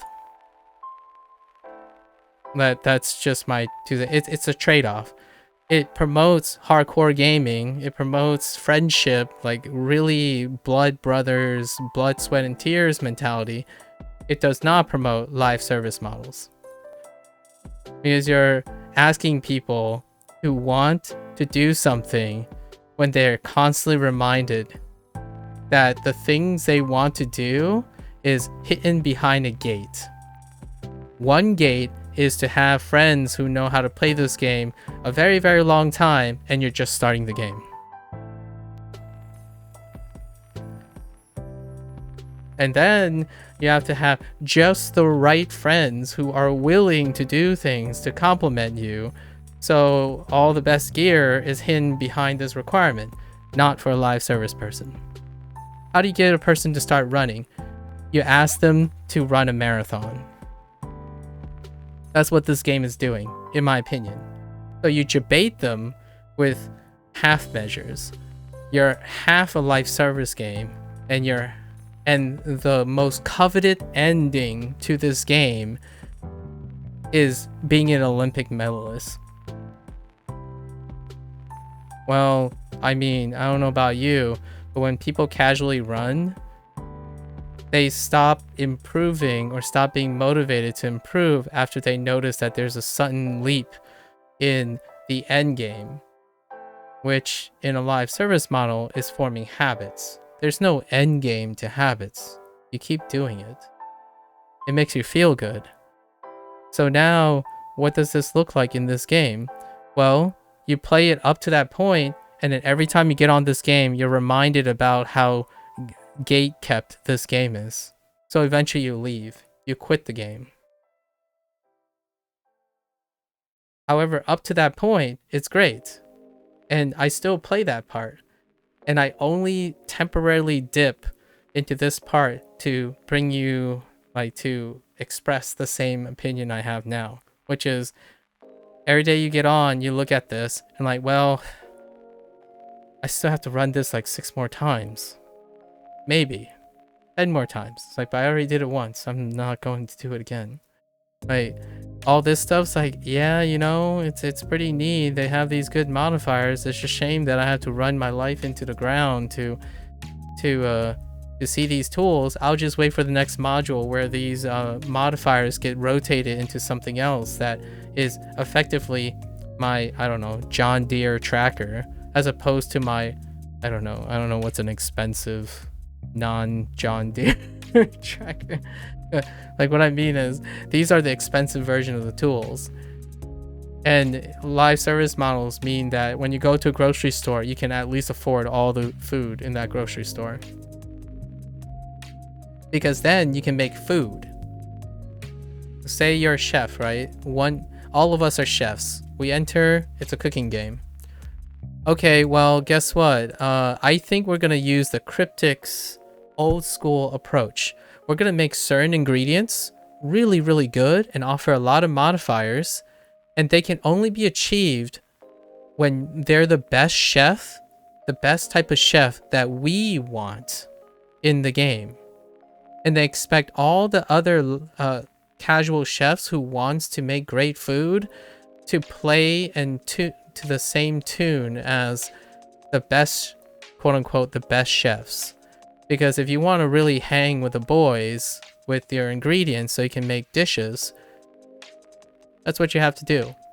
Instead of all the campaigns give you all the gear, now who can come up with the competing ideas on how to beat the boss, or have a boss design that don't only have one way of being defeated. Have a boss design that has a randomizer that has 4 different types. In fact, it's in this, like Cryptic has made some of these randomizers. The trials tend to have randomizers. Like the last trial had randomizers where the tools and the process is not, it's still prescribed because it's randomly chosen for you. However, it leads to the opportunity where if you give your players all the tools, they will constantly use the tools that they want to use. But if you limit the tools, well, if the tools aren't there, they're not going to bother. And you place them behind a wall that requires something else. No, it's kind of like saying, hey, you really suck at breathing. So I highly recommend that you run as fast as you can so that you can't breathe, right? Like you don't have the tools to do that. Like, where do you start? Well, you don't start anywhere in this game. You just hope that you almost luck into having people that you encounter in game to band together and do that. That's a huge barrier. You can choose to do that if you want, but live service is not the way. Like, for example, one of the trade-offs, right? Like, one of the pros about this type of design is it emphasizes togetherness. It emphasizes investing in people. Those were the good old days. I still kind of believe in them when I'm out about making friends. Absolutely. It's a detraction from live service because this is a hangout spot now. Like, hangout spot for non-friends, non-strangers. So you constantly make designs that promote friends benefiting friends. What do you get in PE? Just all the strangers complaining about why it's clickbait, like it's click oriented. So all the comments reflect that. Your whenever something like gear comes up, it's like, oh yeah, I did this easy with my friends, you know, like the people that I always hang out with. And then these guys would say like, oh, you know, most people already done it because they already plan on doing it and whatnot. Say, oh, that's cool. And then the next several comments is like, well, not all of us have friends, like right away. Like, I just started this game. Where do I find those people? Well, your system doesn't enrich for that. It doesn't encourage that at all. You don't ever make that transition from a live service person to a completion person. And meanwhile, all of your monetization and stuff emphasizes live service model, as in you're trying to make it so that it's incredibly accessible, but the most coveted thing in this game is inaccessible. Not only that, I mean, you might be thinking, oh man, MAKU, you're over exaggerating. It of course is accessible. Statistically, it is not. And what I mean by that is, if you try to be a stranger, right, in this game, you come in, you just finished, 9 out of 10 times you'll be rejected predominantly based on your gated assets.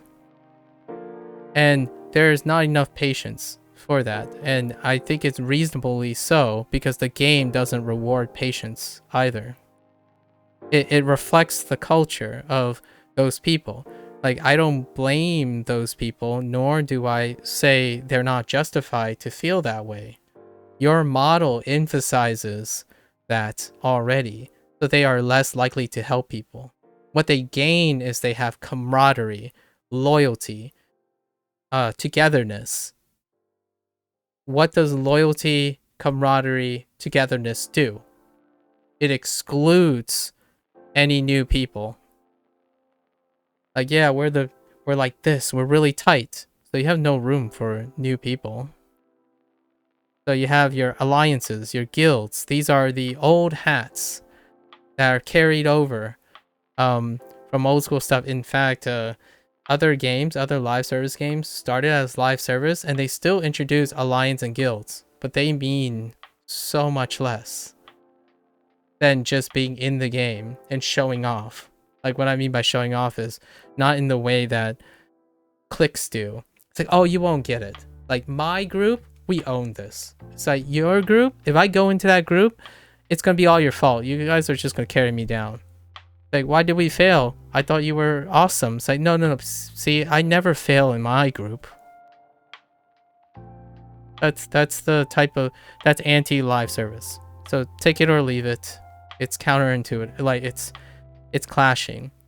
You can try to, I'm looking forward to what they are going to do to bridge this. Maybe, I can't imagine it psychologically right now, like the behavior. Perhaps they will hit something new and I can celebrate Cryptic finding this secret ingredient that allows one to be loyal to a fault and also welcome new people.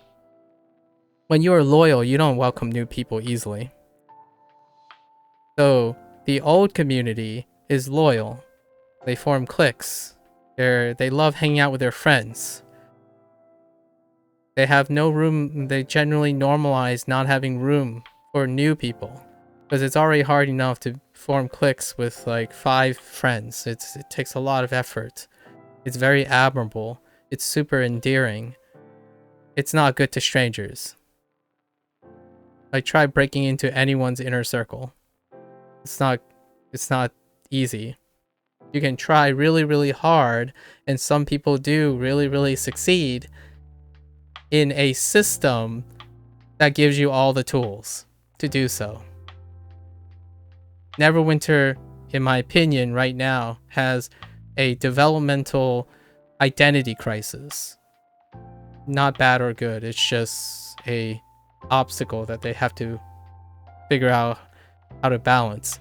It's the idea that the people they want to grow with this game, the live service model, are not given the tools to embrace the culture that they love in their game, their D&D inspired game, which is to be super loyal, super hardworking, super task oriented, completionist, 5 people failing like 90% of the time to get this one rare job.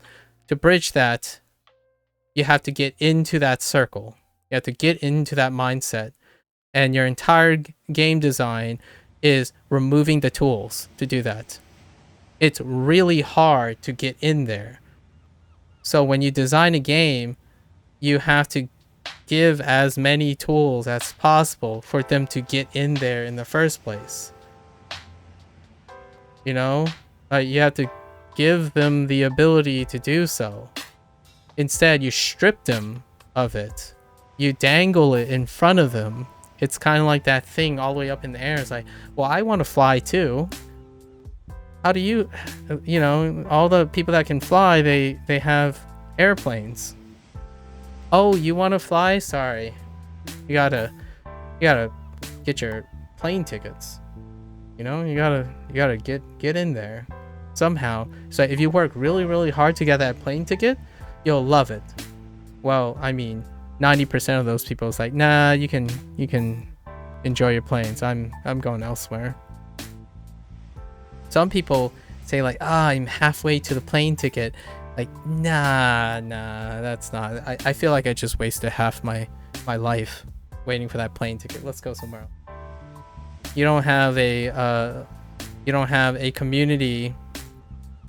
A live service model is like, hey, you know, I just planted tulips next to my roses in my garden for the spring. It's like, oh, you did? I just started my watermelons and potatoes. Like, oh yeah, really? That's cool.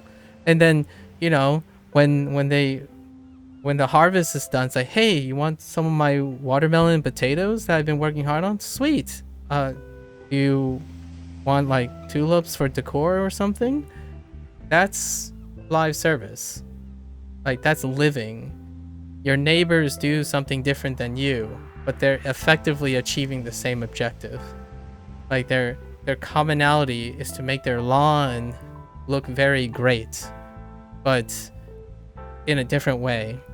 This game doesn't do that, in my opinion. It's really tough to tell people, oh yeah, well, you're gonna need this. Like, you're gonna need these first. You're gonna need these for this. And then you're gonna need this for that.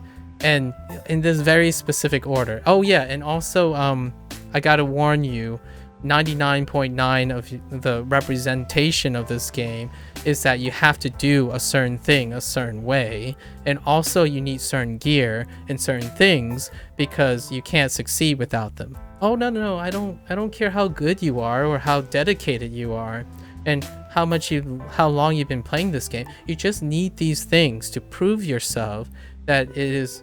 You need these things to be able to prove yourself. Like, I can't trust you until you have these things. So that kind of sucks for strangers. Like, I want you to play my game. Oh wait, before you play my game, I need to know you're going to give my game a good review, right? Oh, okay. You're not gonna give you need to play my game before you can give my game a good review. All right. That's okay. I don't really need you. That's fine. You don't have the necessary requirements. That's kind of how this feels right now. And you might be thinking I'm exaggerating, but I'm talking about pre-selection. So those people who play certain games, the idea is to pander to them to the point where they will most likely like the game already. And in this case, Neverwinter is being propped up by people who are so invested that they would do it anyways. But in order to grow, it's not those people. They are already there. In order to grow, you have to be inclusive. And it's needing to satisfy the people that are already there and growing at the same time that has led to this like mixed bag. And that's my deep cut for this.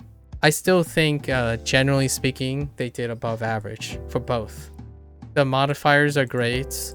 The way they layered the currency it's great. It still checks the boxes for the people who want the Demonweb's Pit. Is a great dungeon. It seems really challenging. I only did it once on master, and then I did a couple times on advanced. Fair enough. Run of the mill, like you have all your mechanics and then some creative choices. That's great.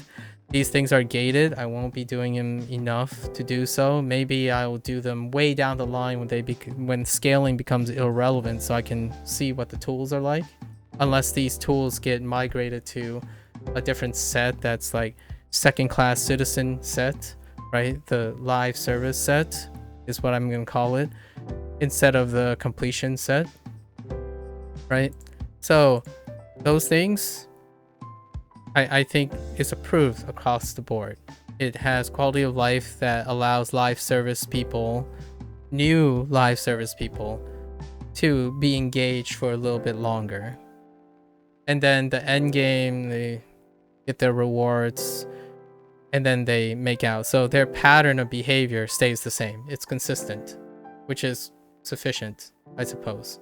That's a 5 out of 10 for that type of experience, right? So how this is split is right now most of the changes are propped up by all the live service model changes, not the old game design. The old game design is still the old game design, so it doesn't reinvent or improve in any way. It just, and if you ask veteran players, they're gonna say, oh, it's just a rehash. Oh, it feels the same. And so it's like, yeah, of course it feels the same. It's supposed to provide that same consistent habit forming thing that you're used to. The moment it changes, you'll just start talking about how all the changes you hate because you have to adjust to it. Live service models is about change. It's about constantly having new tools. It's about constantly having changes that are optional, that are providing more variety for the game, not mandatorily. So this is between two identities. Most things are mandatorial, and it favors one over the other. Okay, so with that said, I had one more thing to say. I think I might have covered all this. Okay, there's one more thing about gear. So I see that they're doing this thing where they're trying to do the carrot on a stick thing again, where it's a half measure again, where you give something that is potentially coveted from a previous module in order to encourage and baby step even closer to the live service people. I'm making a distinction, but you know, some people are some people see this game as both a live service model and a completion game. However, those are super rare. Most completion people don't see this as a live service game. And then most live service games don't see this as a completion game because it's irrelevant on completion. It's up there where like, diminished returns. Live service people do not encounter diminished returns. For example, hey, you know, if you go to school and study really hard and just go for it, you'll make a lot of money in return. Like, well, you could also go to school just enough so you can make a lot of money doing something else. Live service. There are choices. This doesn't have any choices. You either make it up there or you don't. So instead, you're going to go exactly where diminished return kicks in. So the moment you have to enter that masters, next module. Moving along. So here, what they're doing is they're dangling another carrot on a stick. In my opinion, this is intentionally, and I would say cleverly, they made ring sets, right? So this choice pack is to give you something that is incomplete. Deliberately incomplete. In order for someone to retroactively look back and complete something previously. That's fair enough. That's actually a step towards live service, actually. And what it does is it cheapens, because they're antagonistic to each other, it cheapens those who already have these things, right? So every time there's a pro live service adjustment, it's cheapening the old school model of completion. They're not in harmony with each other.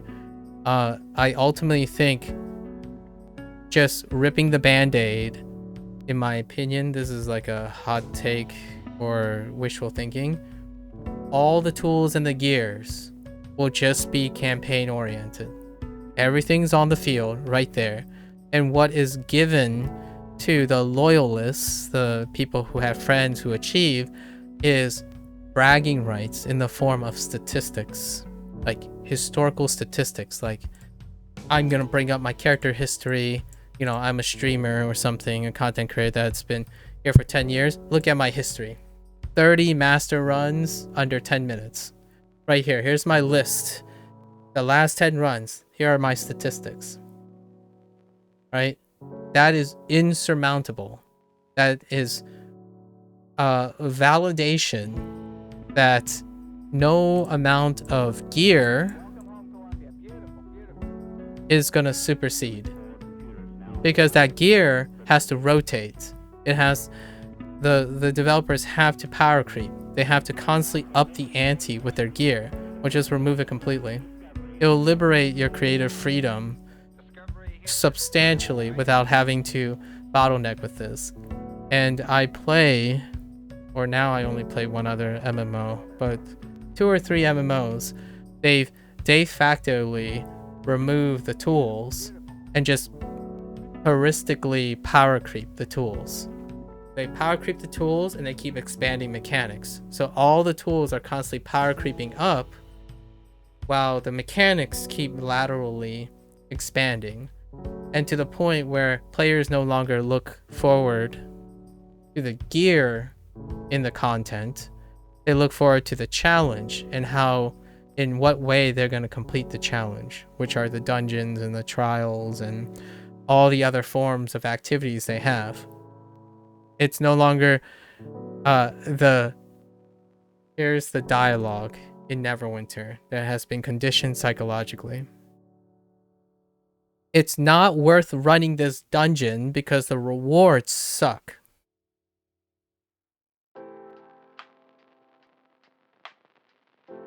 That's a sentiment that both the live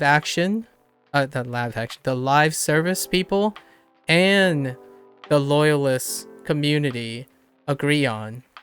They value content based on what's at the end.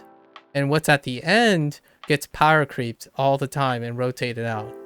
As a developer, for my personally, like, if I, in my position, right, if I had this psychological pressure to, oh no, how am I going to create a better reward? How am I going to create an even more interesting thing? Well, shouldn't it just be about the content? Like, I want to create creative bosses, challenge my peeps. The reward is the incentive, right? It's the bonus you get. It's the challenge that we fall in love with games. And here you, in my opinion, while I hear all that, it's like great and whatnot, here it is. Tools that won't ever see the light of day for the vast majority of players that you're looking for to grow your game. And I'm gonna be like, let's be a little pragmatic about this. These things insignificantly affects the quality of life of those who already have access to these things. It's so insignificant because you've had to power creep and keep upping the ante to the point where now the delta between each new gear set is so tiny for the people you're making this design for compared to the people who are entering in this game. The delta is gigantic. So you've linked the polar opposite ends, not normal distribution. So normal distribution would be anywhere in the middle. You've enriched for people who are irked on both ends of the distribution for your, like, I don't know, your set piece. Like, it's almost poetically ignorant, and I almost find it humorous that when a thing drops, right, when a module is announced, they literally advertise these things on the website. The one thing that makes people not want to come back to the game, in my opinion. Like, psychologically, it is incredibly likely to disappoint both groups. So your only form of hype generation for Neverwinter on your site is to advertise what is gated. And what is gated is easily obtained by the people that this panders to, but it's only going to be like an incremental thing where they have to do bootstrap and do all this stuff only to get a slight incremental thing. And then those people who are excited about the game looks at it and it's like, well, it's irrelevant. So it's a negative reminder in both ways. It has a high rate of chance of disappointing all the players you've already have, and is a high rate of wishful thinking. Like, here's the stuff you'll never get, because we did not design any way of getting to this point, in my opinion. And that's an over-exaggeration. I think this module has been well above, because I can see the steps, in my opinion. Like, there are steps now. The steps are getting there, but it's such a huge delta in the way they're designed. If I like, designing weapons would suck in my mind, because I always have to work under the impression that I need to be able to one-dimensionally do better than my old design. So every time you release a new weapon set, it's gonna be, is it better than the old ones? Is it better than the last one? Like, do they think this is new enough, or is this too new? You're always constantly, as a developer, struggling with having to do all these things. And it comes with diminished return, because you are most likely going to disappoint all the people who have seen all these things out of like just repetition. And then all these are designed to appease that group, so therefore they don't appease any other group.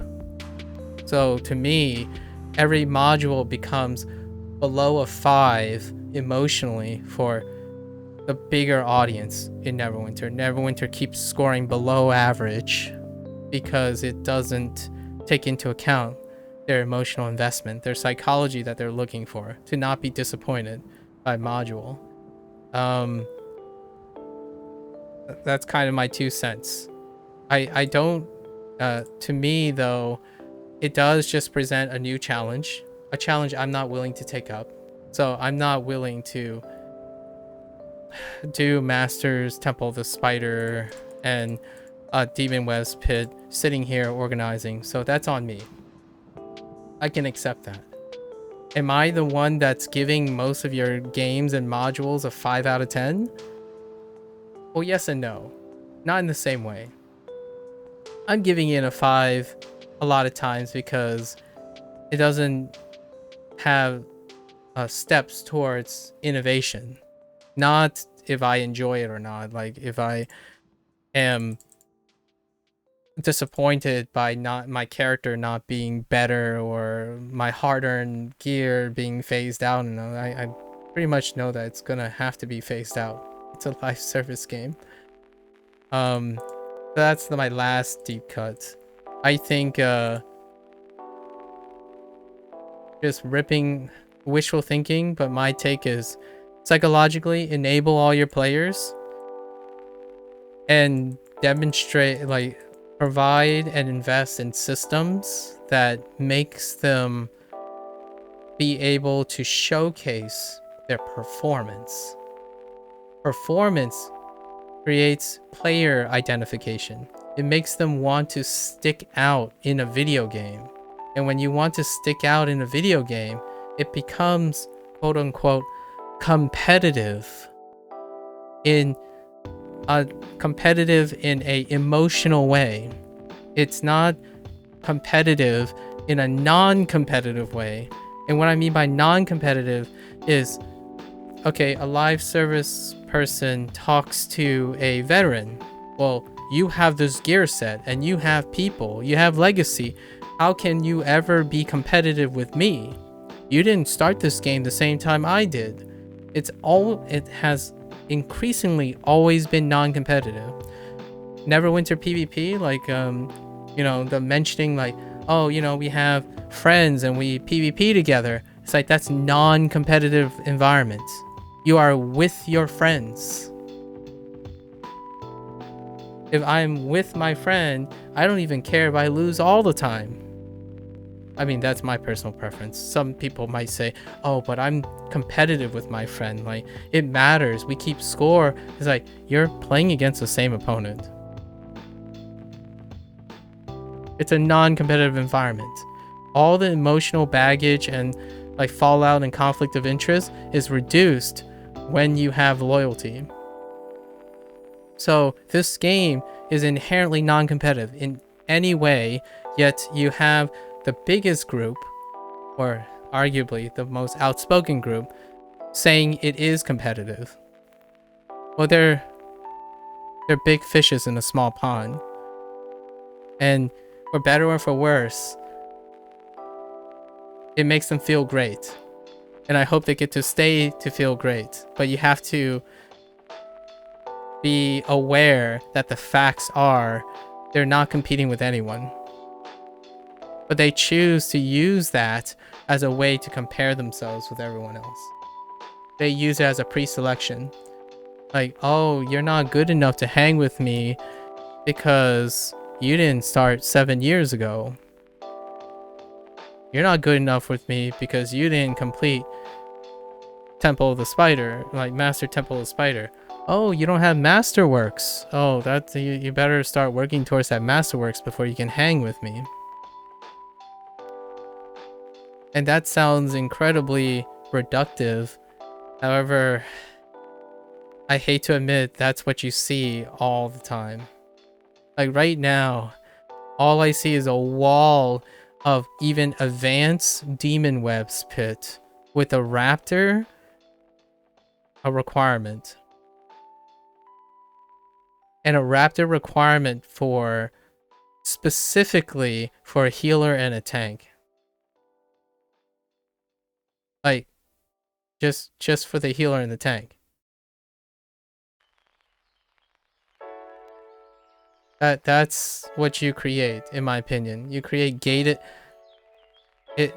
look up gated community, I suppose. This is a gated community. That's generally why there are gatekeepers, right? So,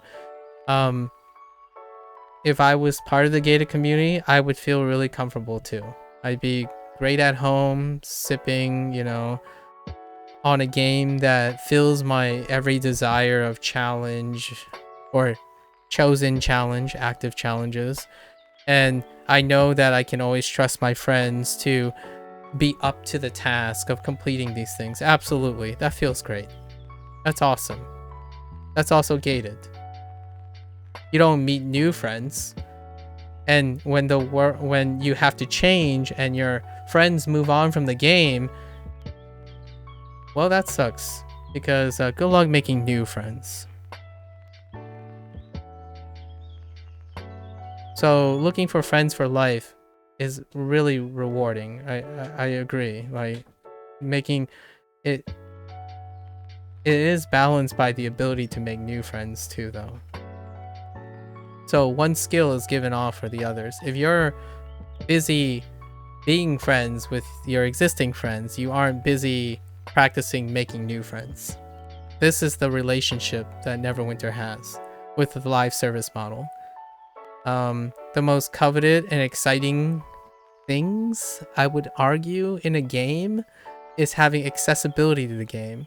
But if the accessibility of the game focuses on a tool that is non-existent, that's the barrier to getting it to being accessible, and you're not making design choices for that, well, your game is dying.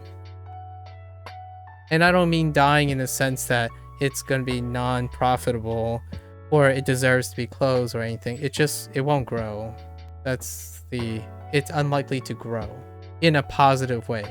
You could grow it in a negative way.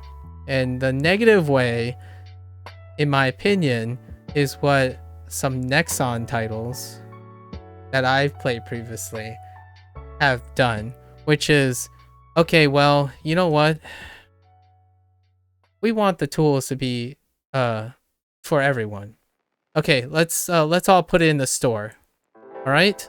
So, if you don't have friends, $10. $10 for this weapon set. You can buy your way into the clique. So, that's growing in a negative sense. So, what I mean is you're going to get negative sentiments, you're going to cheapen the accolades and performance, but you're going to go hands deep into live service. So if you can't beat them and get the merit, you can pay your way to it, and that's honestly fair game. The reason why that is you're supplementing it with other skills you have, and the commonality of currency is money. So I can become a successful doctor in order to make money so I can eat better food. However, the sentiments are going to be negative, right, in a game environment. So you can still actively grow and enrich for a player base that accepts that, which is not doing. Neverwinter is not doing that, obviously. It's enriching for players who choose performance and skill development over understanding the bigger picture of monetization, which is the idea that people can be successful elsewhere and use that privilege to augment what they like. So instead of seeing a person who is paying to win, they're paying forward. They're already winning. So it's really counterintuitive, and also oxymoronic, that someone who spent 10 years playing a game calls out the millionaire who succeeded in spending those 10 years being a millionaire, spending money to catch up with you in a game. You could go out into the field and become a millionaire yourself. That's fair game. But I'm not asking for people to not be understanding. So the idea is to raise that awareness. There are different perspectives on how people view success, and you can do that too. You could take all this gear and plaster it onto your storefront and say, well, how invested are you in the game? You like live service? You want this gear and you want to break into the legacy peeps? You got to pay their bill. As in, these guys have been backing us up for 10 years, right? They don't need to pay for this stuff. They've already paid in blood, sweat, and tears, and like their own money over time. How much is that worth? Well, if you want to get into their club, it's $10 for this set, because they already paid us way more than $10 in playtime, exposure, and whatnot. And you communicate that, right? So the loyalists will say, oh, but I worked so hard. It's like, don't worry. These guys, they're paying. It's your choice if you want to accept them. And also, we're making more money so we can make you more content that you can enjoy and that they can pay for. They're paying for your content.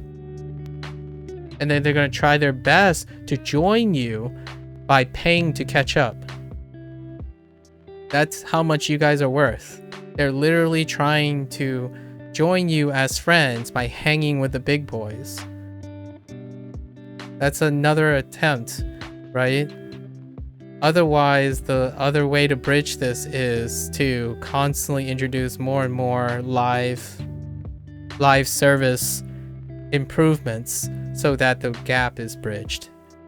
And I went way longer than I should in this review, and I didn't highlight a bunch of other things, but it's fine. This is a good place. I think this is the topic that embodies the current feelings and point of how I evaluate the modules and live service models.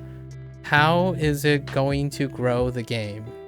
In my opinion, it's my unique spin on things. I mean, other people could focus on this too. It's what I choose to do. When I think about the game's mechanics, how it's monetized, what its goal is, I think about habit formation,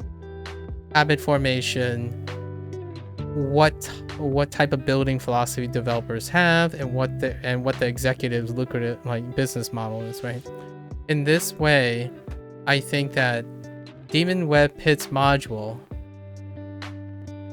with as much as I said, it's a 7 out of 10 because they went at least a very obvious direction in bridging and making live this game easily described more as a live service game first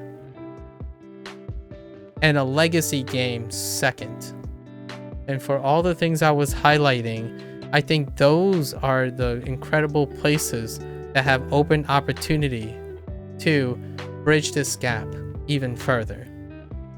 Relinquish the tools, invest in systems for metrics. Metrics, the other deep cut that I'm not going into, is the delta between privilege and new. Privilege and new. Reducing this delta is incredibly healthy for live service models. It means everyone can go to the grocery store and feel like they have equal opportunity, but when what they take from the grocery stores back home has infinite possibilities, like untapped potential. And that untapped potential can come out as a metric for enjoying your content. How they enjoy your content is the untapped potential. It is the life task that they need to do, but you give them all the tools. When everyone has all the tools, they have the smallest delta. They're people who have no reinforcement in being higher on a pecking order or low on a pecking order are more likely to work together, be understanding together, and work and like support each other. The higher the delta, the less likely they're going to. These people think they belong somewhere else. These people don't. And it doesn't matter if one's lower or higher. It could be flipped. They don't get along because they don't have the same circumstances, opportunities, and in a video game, that whole thing is like, it's just a game. Games are supposed to be fair. This game is not fair. It's a microcosm of elitism and novelty. So, delta, reducing the delta, it's very healthy for live service models. And the delta then can be emphasized based on performance metrics. It allows people to brag and show that they are different. So it's a combination of both worlds, in my opinion. There are 3 or 4 games that do that super well, and all the PvP games do that. Progression, merits, statistics, and everyone's on an even playing field. You can achieve this on RPG. The 3 or 4 games I'm talking about are other MMOs, not like battle royales or, competitive shooters. So, 7 out of 10, my folks.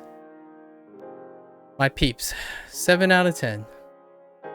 I would say, with all that discussion and digression, it's a good job this time around.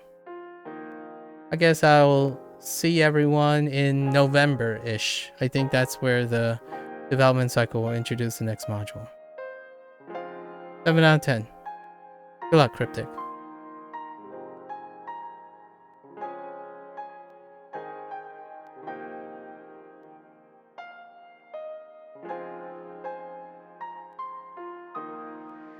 And with that, I was thinking of switching gears, but this is a good place to stop.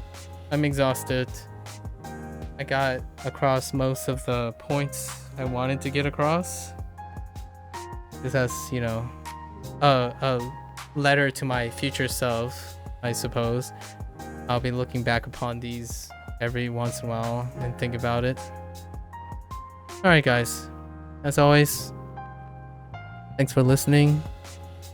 Thanks for watching. If you're gonna watch this later, thanks for watching there too.